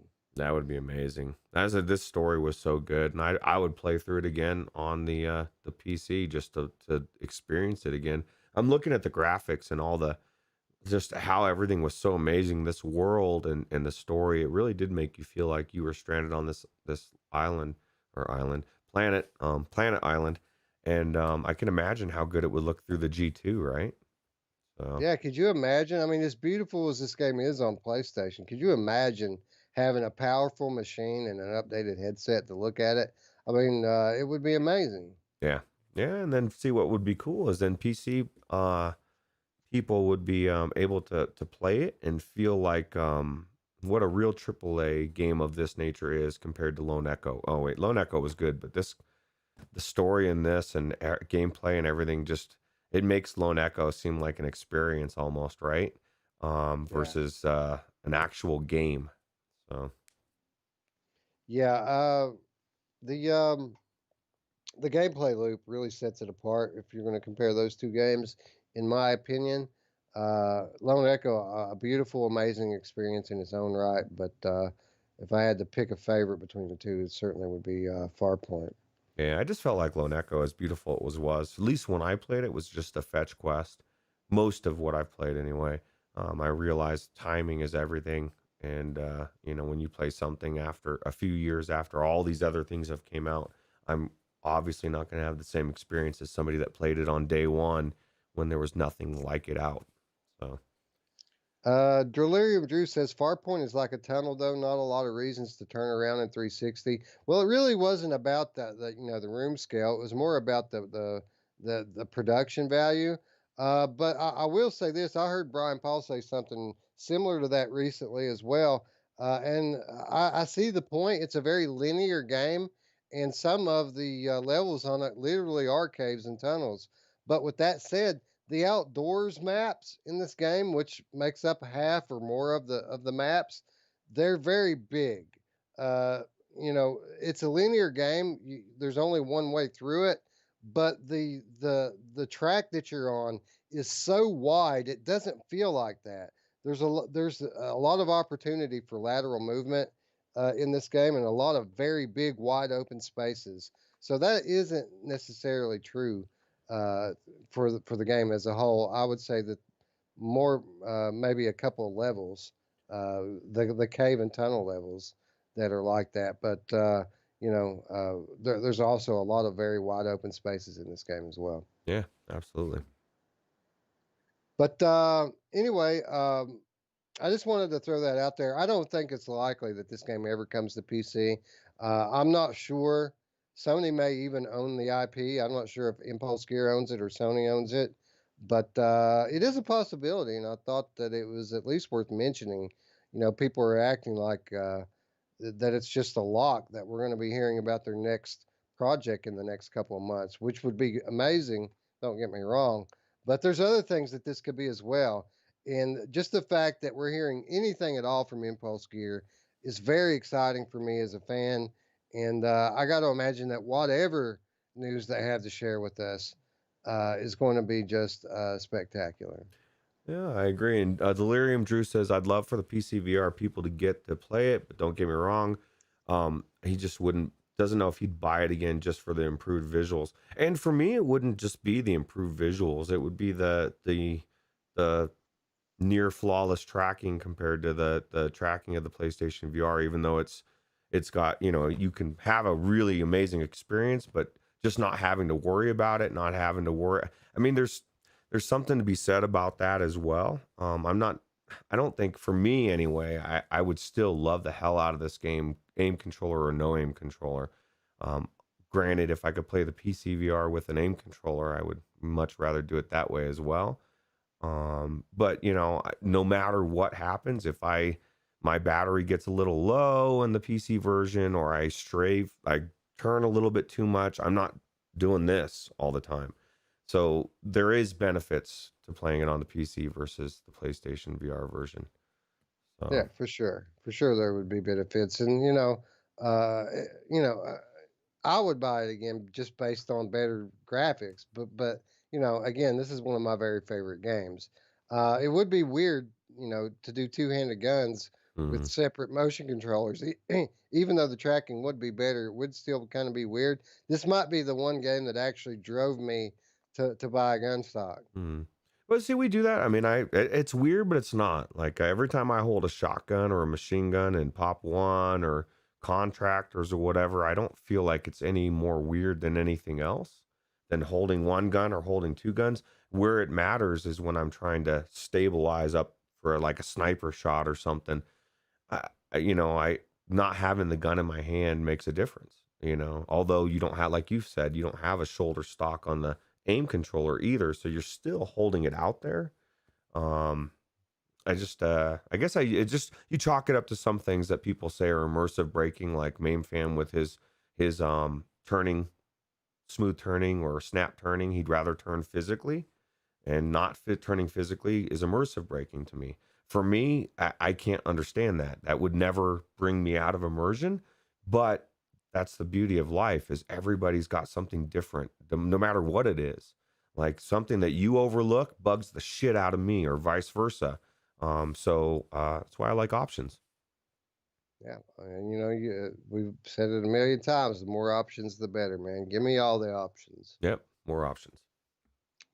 Anyway, let's move on. Time is ticking away, and we've still got a few things to talk about here, namely Rhythm of the Universe Ionia. We talked about this game, I don't know, it was a few months back. Absolutely stunning looking upcoming VR game. But we learned this past week from the developers of Rhythm of the Universe Ionia that the game's release date has been pushed back into Q2 2021. Originally, the game was announced in January 2019 with an aim to release sometime that same year. Mm. We got an update in August of this year when a revised Q4 2020 release date was announced for PCVR. With 2020 coming to a close, however, the devs have decided to delay the release. However, the game will now release on more than just one platform. We're going to see a simultaneous release across Oculus Quest, PlayStation VR, and PC VR. So, Ruuts, um, the first thing that really jumps out to me here is they said that they're going to get this running on Oculus Quest. That even with the new Oculus Quest 2 and all of its power, that seems like it's going to be a bit of a tall order, doesn't it? Yeah, it'll be interesting because we don't really know how much. We're still kind of in the dark of what the Quest 2 can handle, right? Because I don't think anything's really pushed it. Even the games that have came out, every game that I've tried, Saints and Sinners or whatever, you crank up the textures and you get everything else going, and it still runs great. And so I would imagine there's a little bit more under the hood than we think, but it absolutely could be the case. I don't know where we're at on that as far as what they can really push. I want to see. I want to see. Let's see the limit of these Quest 2s, right? Because we know the limit of the Quest 1. But this does look gorgeous. Does look really cool, and I'm glad that the devs are deciding to wait a little bit longer. We say it all the time. I'd rather wait for the game than wait for the patch, especially with the way a couple of these games have came out lately, like Squadrons, or Hinge or whatever. It could really hurt a game, especially from a smaller development team. So, Yeah, and when you're talking about a game like this, which is obviously going to be very graphically demanding, it helps to wait. It helps to wait to let the hardware catch up to the requirements, right? Because could you imagine running a game that looks like this 2 years ago when they first announced it? The machines wouldn't have been able to keep up with it. You would have had to dial the settings back dramatically. But now, I mean, we've got a whole new series of graphics cards. 8-core CPUs were just on all-time low prices for Black Friday. By the time we get into the Q2 of next year, a lot more people are going to have beefy spec PCs to take advantage of this game on, and the game is going to benefit from that dramatically. Not only that, but we have a whole new PlayStation console to push PSVR as well. So it doesn't hurt sometimes just to take a step back and let the hardware catch up to the software. Well, not only that, but the player base of VR is growing exponentially every day. So, you're talking 6 months could mean the world, especially with the Quest too, man. I cannot tell you, Wes, how many people, and maybe, I mean, it's for Pop One that are they just got it, man. Because I ask everybody, dude, how you liking the? That was my first game, dude. First few games, like they're every day, and I'm only just talking to a smidge of people, bro. There's so many people coming into VR, and I can't imagine after Christmas, it's just not going to be that many more people to buy your game as a developer, right? Yeah, I keep a constant check on the Walmart here to see how the stock's doing because they have a nice big Oculus Quest 2 display built with a high definition panel playing game footage at all times and a nice lit glass display. A really nice looking sales point for the new Oculus hardware, and I've been keeping tabs even with the old Quest to see how they keep it in stock. And with the old one, they did generally have one or two of them in stock fairly regularly. Hasn't been the case with the Quest. They'll get them in stock, but as soon as they show up, they're gone. They got a big shipment of them in last week for the Black Friday sale, and I went in just a couple of days ago to see if any of them were left. Nope. Wow. Absolutely. The whole case was empty. The only thing that was left in the case was one elite strap. Oh, Everything else was gone. oh wow. Let me find that, right? Did it crack? No, just kidding. What's funny is, people. It's just I think people are naive because I heard this last month, man. Man, there's I don't have to get the Quest. I'm not going to pick up an extra one to sell it, or whatever the case was. Or I've got a couple. I'm not going to try to, hold on to one. There's plenty of stock. Well, there's always plenty of stock until there's not, and then all of a sudden, it's dry, and I feel like that's coming. I feel like there's going to be some shortages of this headset. That's my prediction in the next month or two. Not long term, but we'll see. Yeah, it was either Upload VR or ROTU VR. One did an article to that effect this past week, stating that the Oculus Quest 2 supply seems to be drying up coming Ooh. into the holidays. So. Wow, what's funny is I honestly didn't read that. I just, it's good. I mean, it makes sense. It makes sense that, because that's what I'm seeing. People are just flooding in with the Quest 2, and people can say what they want, especially about the numbers that were posted in the Discord about Oculus taking over the share. I mean, it's almost a quarter of what the index is cost wise. It's half if you want to get the Elite strap and you want to get the 256 and all that stuff. Um, it's just more accessible to people, and it's wireless. And people, you can say, okay, well, yeah, everybody's using it for the link, but people are doing both. You're doing standalone and PCVR. And there's a lot of people out there, Wes, that I talk to. They're not PCVR gaming. They're strictly standalone. That's all they have, and they're loving the hell out of it. So, Yeah, well, it's certainly a much more capable device in standalone mode than the original was.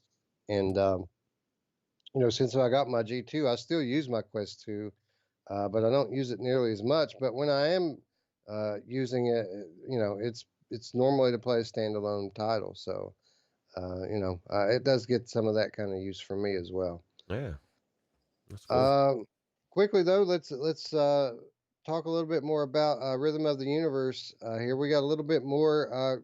But what time is it? Quote time. It is quote time. This is Rhythm of the Universe CEO Jason Parks. Quote: "We've made the decision to delay our musical theory puzzle adventure so we can bring it to Quest and PSVR players at the same time.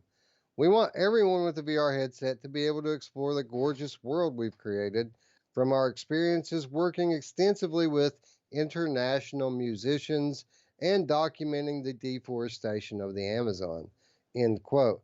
So, what I take from that, Roots, not only is it, the entire reason for the delay is so that they can launch across all platforms. But really, it just reaffirms what we already knew about this game, and that is this is going to be an entirely unique experience. I don't think we've ever seen a game quite like this one before. Yeah, that's what I love about VR. These developers keep breaking the mold, right? And they just keep changing things up and doing stuff that you've never seen before. So I'm excited. Although this trailer's lying to me, Wes. It's telling me holidays 2020. Now I got to wait another 4 to 6 months. So, but I'd rather wait. Like I said, I'm excited for this. I think it's going to be good. Now it says VR series, so this is just the first one. I'm assuming, right? Yeah, this is an episodic series. That is correct. Oh, cool. Well, I'm excited. I think it's going to be amazing. And Episode 2 coming in 2026.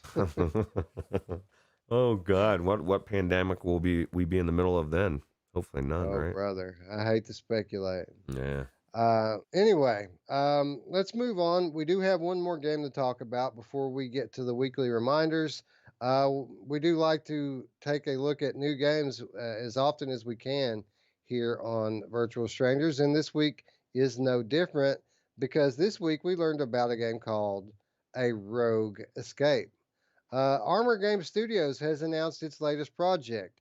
A Rogue Escape is a VR escape room experience set inside of a giant mech. A Rogue Escape is based on Spare Parts Oasis' first title, Not a Crawl, with the team enlisting the help of VR studio Sylph Labs to reimagine the mech's interior as an immersive, inhabitable space. You find yourself as a fugitive who has commandeered a giant mech to flee a hostile planet. The only problem, you've got no idea what all the buttons, levers, and instrument panels mean or how they operate. To do so, you need to discover field notes from fallen pilots as you look to master the 5 distinct control centers within this colossal machine. As well as figuring out all the various systems to make the mech move and get off world, you will also have to wheel and deal with dodgy merchants Mm. along the way. So, interesting, Roots. It looks like a very story driven escape room set inside what has to be an absolutely massive mech. And I'm generally not the biggest fan of mech games, with a couple of exceptions, of course. But this really isn't a mech game. This is an escape room, and I do happen to like those. Yeah. So I like how original a concept this is. You know, Wes, I didn't really appreciate escape the room games, VR games, until I did a real one, Escape the Room, months ago with that my daughter did. And then I was like, it's just it's being in a VR, like in this environment where you don't have somebody like giving you hints because your group gets stuck or you're having to wave, or all the stuff that comes along with the real thing, and being in feeling like you're really there. I just think it's cool, and I think I agree. I think this mech looks really amazing, right? I think it's a nightmare though. Can you imagine being stuck in some kind of a ship that you've got to fly to survive, but everything's like foreign. You don't know what the hell you're doing. You're probably going to kill yourself, blow yourself up or something, right? Yeah, I mean, you would push the red buttons last, right? Yeah, yeah. I would. I don't even know where I would start. I guess I would start looking for dead bodies and field notes. But that you just told me that that's what I need to do. So I don't know. It sounds cool. Yeah, it sounds intriguing to me. It sounds like the type of situation I could get, stuck in fairly quickly. Experiencing something like this in VR, and judging from the looks of this little short trailer they give us, it's going to be a really good looking game as well. Yeah, the mechs look really cool. Like just the way that whole ship looks. It makes me want to go in there and explore, fly it. Yeah, and that's kind of the way these type of games play out. You explore and tinker. Make note of what this button does. Make note of what this does. What's that thing over there? Uh, Thankfully, though, it's not all coming down to tinkering, because they did say that if you search, you will find logs from previous pilots that will kind of give you some direction in the game. Okay. All right. Drilla says we're about to lose some VR peeps in the community to Cyberpunk 2077. I'm a little scared. I'm a little scared to even attempt to try that game, Wes. Yeah, I think I'll probably will at some point. I'm not going to go out and buy it on day one, but it's already in my GameFly queue. So Yeah. I've been looking forward to it for a while. I mean, I love the genre, right? And I've discovered firsthand since I got my PlayStation 5 and this new screen that 4K HDR gaming on a giant screen can be very immersive, especially if you put on headphones and get right up to the screen. So, yeah, I think that at some point I will certainly give it a try, but it's a far stretch to say that I'm going to stop playing VR to do it. I really don't think Mm. I don't see that happening. Yeah. Well, I don't see myself stopping either, but I felt the same thing. That's exactly how I got drawn into like Sea of Thieves and stuff on a 4K TV, HDR. The graphics are so amazing, and you're right there in the, you know what I mean? So, Yeah, I was actually planning on doing a little flat gaming this week. I still haven't really since I got the PlayStation. Mainly watched my kids play it.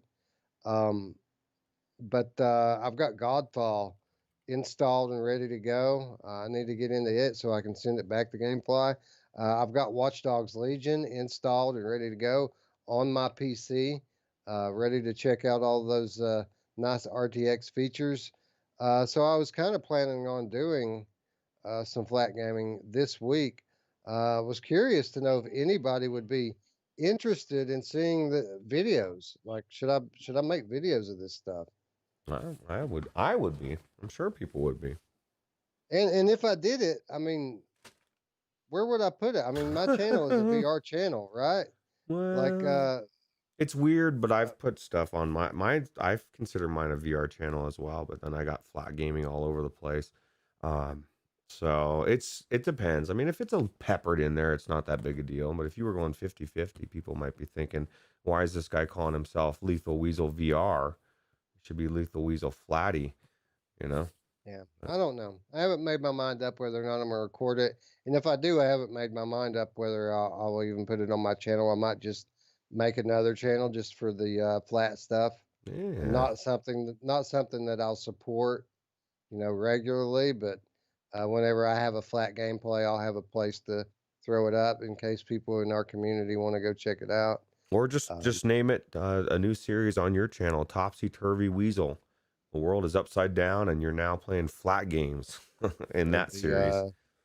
Yeah, the pancake report or something. yeah, yeah. Anyway, once again, what time is it? Not quote time. It is quote time. Quote, and this is Spare Parts Oasis's Andrea. Hold on, let me read this to make sure I get it right. Interguglielmi. Mm. Andrea Interguglielmi. Okay. Quote, with a rogue escape, I had the rare chance to reimagine my indie game Nautacrawl, not just as a port on another platform, a complete reinvention of something that now seems like it was always meant to be experienced in VR. So this is a reimagining of their original release, which was a flat game. Mm. But we have this developer here expressing a feeling that I got to imagine a lot of new VR devs are experiencing, and that is the feeling that their game was always meant to be played in VR. And judging by what I can see from the trailer and what I'm reading, I got to say I concur. And this just kind of goes back to what we've kind of speculated about in the past when it comes to these game developers. They all want to do VR, right? It's just it hasn't been all that profitable up until this point, and they haven't been able to. But they all love their creations, their art that they're working on. So why wouldn't they want to experience it from the inside? And I got to imagine that there are a lot of other developers that have brought their flat games into VR that feel just the same as this developer, that their game always belonged in VR in the first place. Yeah. Now I'm thinking that the developers of Cyberpunk 2077 need to feel the same way, and then we don't have the They conundrum. probably do. They probably do, and I think you nailed it. It's like this is their artwork. Their, I mean that this is something they've been working on for years, and who wouldn't want to be inside that world? It was like for me the magic of just something stupid, but going into a created world in Minecraft that wasn't made for me to be in it, but then to be in it. You know what I mean? Was so cool for me, especially going back to older stuff that was created. I would love to throw this out there right now. One of these days, I know you doing that tour or that series on your channel, PD. I want a private tour of some of the Star Wars stuff. I don't know, man. Going into these Minecraft worlds, it's so cool. So I get completely understand where the devs would come say that for sure. Yeah, and just a real quick side note, the realms functionality in Minecraft recently patched into the PlayStation version, so we can all visit Roots' realm now if Oh, we want. nice. Yeah, I need to link it. And I'm gonna put a link in one of the channels one of these times, the looking for group, and then you guys can join my realm. Absolutely. Yeah. But anyway, a Rogue Escape supporting Oculus Rift S, Quest 1 and 2, HTC Vive, and Valve Index arrives via the Oculus Store and Steam VR sometime next year. Interesting to note, Spare Parts Oasis and Armor Game Studios are currently looking for beta testers. Ooh, So if you guys want to play this game and you don't want to wait for it to release next year, hit me up on the Discord and I'll find the link for you to sign up for the beta. nice. I'm still waiting for the beta for Ven. I think it's taking Coming this forever. week. I actually checked in on that a couple of days ago. Oh, cool. They're polishing it up, polishing it, making it perfect. We're gonna be getting into that. That's another thing that we're gonna get into probably this week, Roots, and that's a good segue into our weekly reminders. And we're going to start off, as we always do, by talking about what's coming out this week. Not only are Roots and I finally going to get to dive in to Vin VR Adventure Beta this week, but we have some, what, 6, 7 other games here coming out this week. I know it's crazy, dude. I can't believe it. Insane. But really quickly, let's go down the list here as we are running out of time. Uh, for those of you waiting for something new to play on PlayStation VR, wait no longer because Swords of Gargantua is releasing on December the 8th. This is a fairly well known PC sword fighting game that can be played either single player or co op. And I have not played this, Roots, but it gets fairly good reviews, and I gotta say, it looks pretty cool. Yeah. So now this is not multiplayer, or is it? I don't It know. is multiplayer. Okay. Okay. It Cool. it isn't like only multiplayer, but it can be multiplayer. Yeah. It definitely looks cool. Yeah. Warhammer 40,000 Battle Sister coming to Quest on the same day, December 8th. So this actually, Roots, I didn't know this, but this is the same developer that brought us Drop Dead Dual Strike Edition on Oculus Quest, which is another fairly highly rated arcade style title on Quest. But this game looks tremendous to be a standalone title. Can't wait to check it out. Yeah. Me too. For sure. Right, The Eyes of Atlantis coming to Steam on December 8th. This is another one of my more highly anticipated releases, Roots, as for the first time ever, we will get to use VR to visit the legendary continent of Atlantis. Yeah, dude. Is it? It's not under. It's not underwater. You know that this. What's funny is some people think that it was under a dome, and some people think it sank. Right. So. Spoiler alert. No, just kidding. Uh, it'd be funny if that's how the game ended, right? The Yeah. whole thing sinks. It just sinks. That'd be cool. Yeah. And for those of you who like this type of puzzle adventure, the original puzzle adventure, Myst, is coming to Oculus Quest 2 days later Mm. on December 10th. Do you think Scion's going to go buy a Quest, Roots? I don't know. That's a good question. I don't think so. Okay. And this is why. And I think this is what he said about Mist. He said that Mist will not be in the PCVR Game of the Year conversation until 2021. So it sounds like he is focused on the PC release. Although I don't know if he can hold off, man. Like this is his baby, right? And not only that, but that'd be a great way, Scion, to test your IPD and see if it would work with the Quest Poo or not. I think it Yeah, will. and I'll point out that I saw a product on Amazon yesterday. The lens protectors. You pop them right over your lenses. Your glasses will not scratch the lenses. Oh, really? Beautiful. Yeah. Yeah, problem solved, Scion. There you go, bro. Yeah. No, I don't know. Maybe he will. Maybe he gets the lens protector. Scion, if you buy the headset, I'll buy you the lens protectors. How much are these, Wes? But I'm getting myself They're into. not very expensive. Okay. They were like 10 or 20 bucks. They weren't that Okay. bad. Yeah, I'll buy you the lens protectors then. 1976, back to Midway. Completely addicted to this game, Roots, and I'm sure a lot of people are going to feel the same way on December 10th.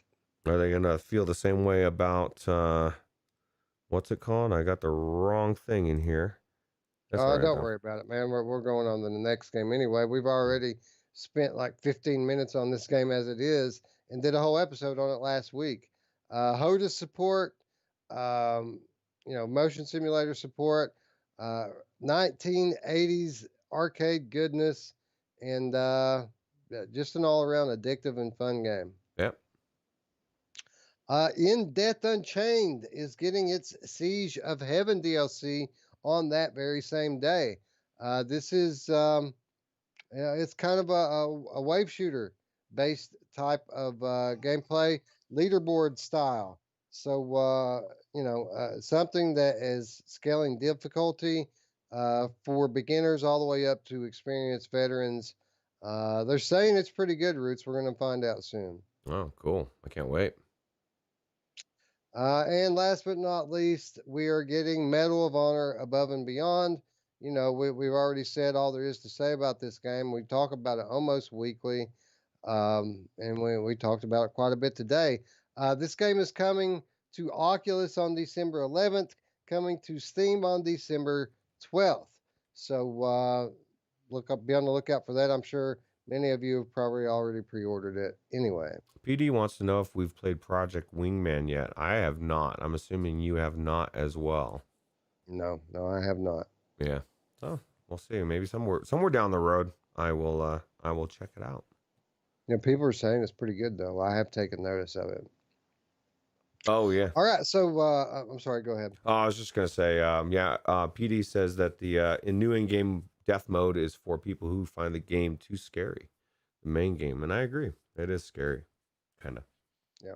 It's we'll call it. Never mind. I don't want to call people out too much and be a jerk about it. Yeah. But Yeah. There's some scared people. Anyway, very, very quickly, brings us to our next reminder. Wishlist.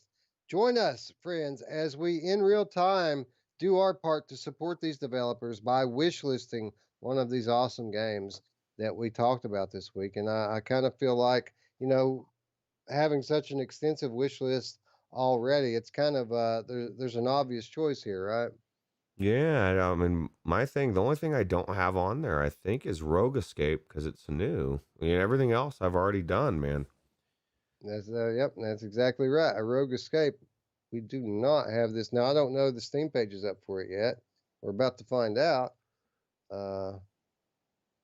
But we do ask you, please, friends, as you are sitting at your computer right now, participate with us and help support the developers. And it does help. I know Tiffany was just talking about this the other day and saying, Wes, in my stream, how she really loves the wish list segment as a developer.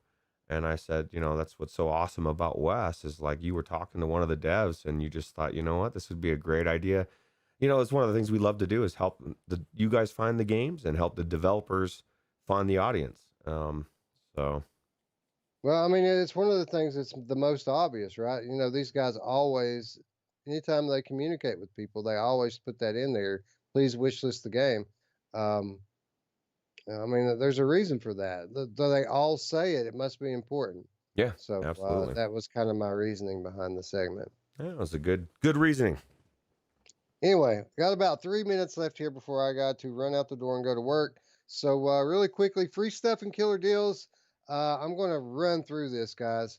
Uh, PlayStation Plus December, we've got new games, namely Just Cause 4.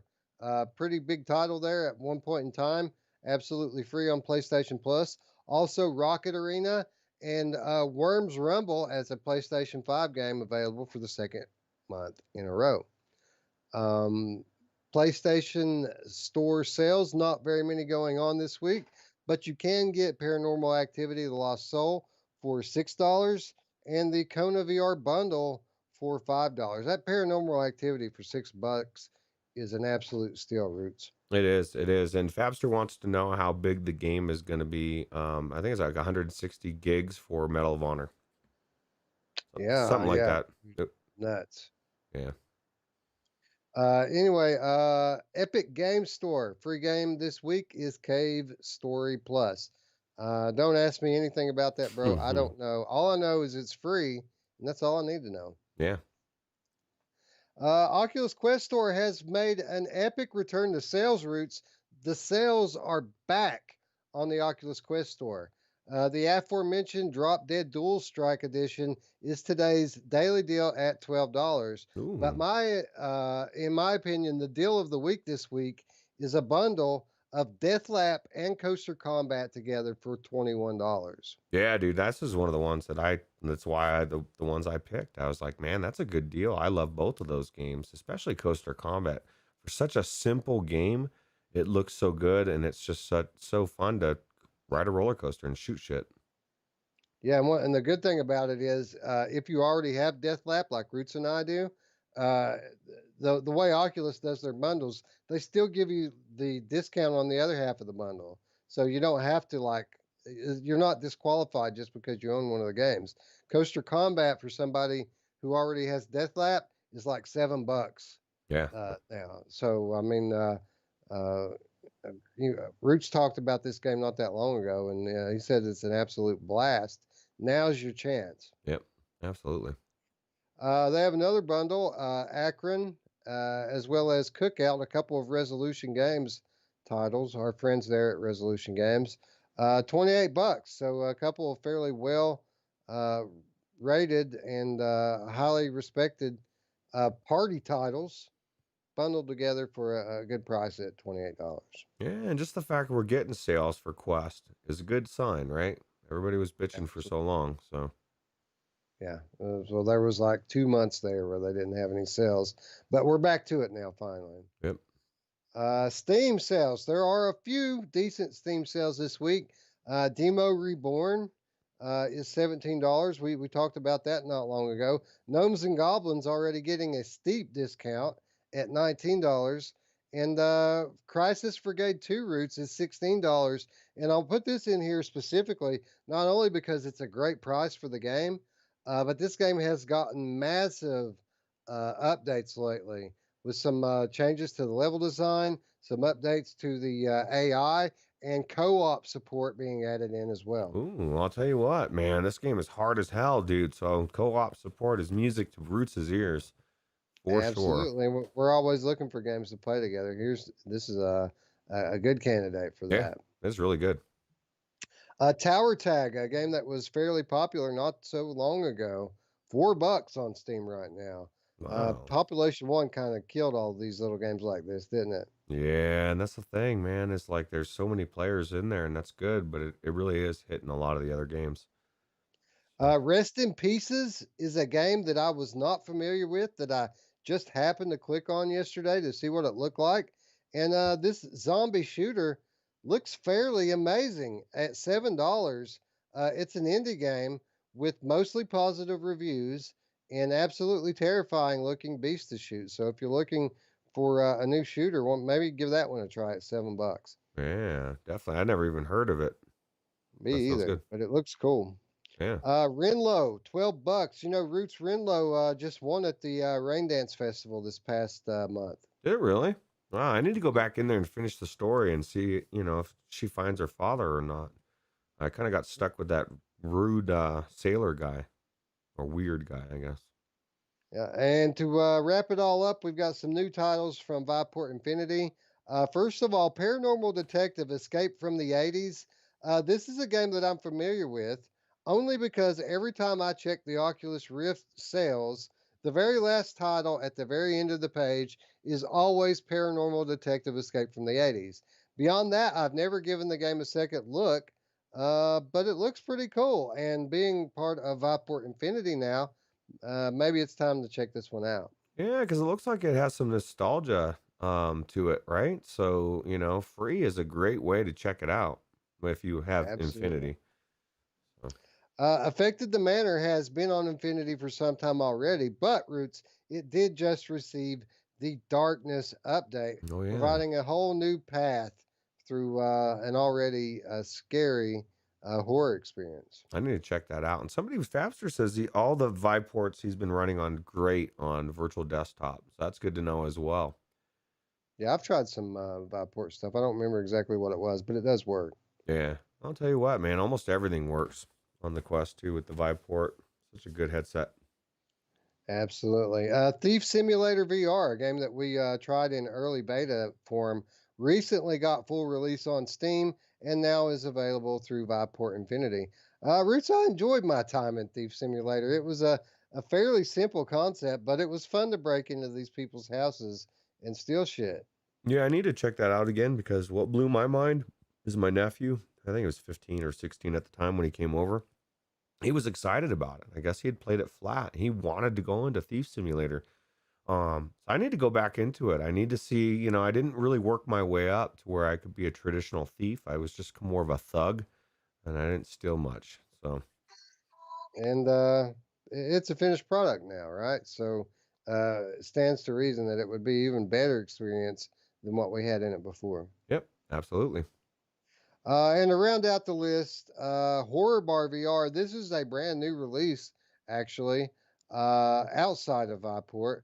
But this is kind of like it's a cartoony cooking game, but you're serving up all of these disgusting dishes to these like zombies and other monsters. Hmm. So it's kind of like the cookout title, but with a horror theme, a Oh, Halloween theme, we'll call it. well, that's different. Mepper just said something that shocked me. He said Arizona Sunshine's on Viveport Infinity. He never noticed it before. Did you notice that?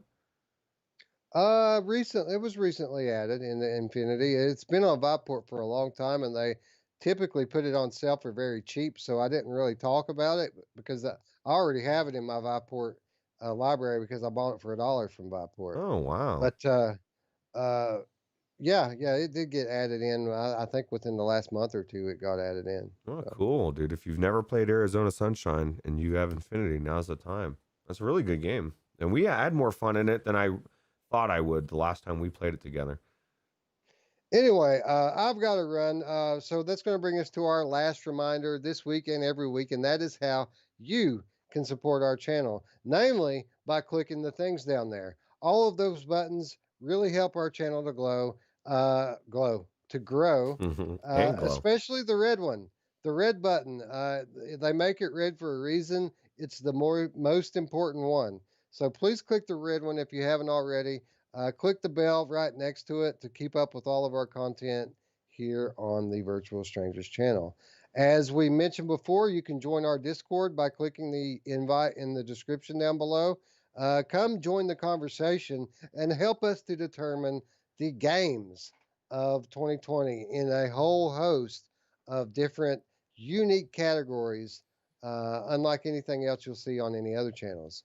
And last but not least, for those of you who want to go the extra mile, you can do so by supporting us on Patreon, where for as little as $3 per month, you will gain access to our weekly show notes, as well as the always awesome money show. And Roots, I think we're about due another money show. Yeah, absolutely. I think I'm craving filming one. I just got to figure out when I can do it when you're available and I'm not falling asleep. Um, That's always the trick, isn't it? yeah, absolutely. Anyway, with that said, friends, I would like to thank you all once again for watching. For Ruuts, I'm Wes. We will see you tomorrow.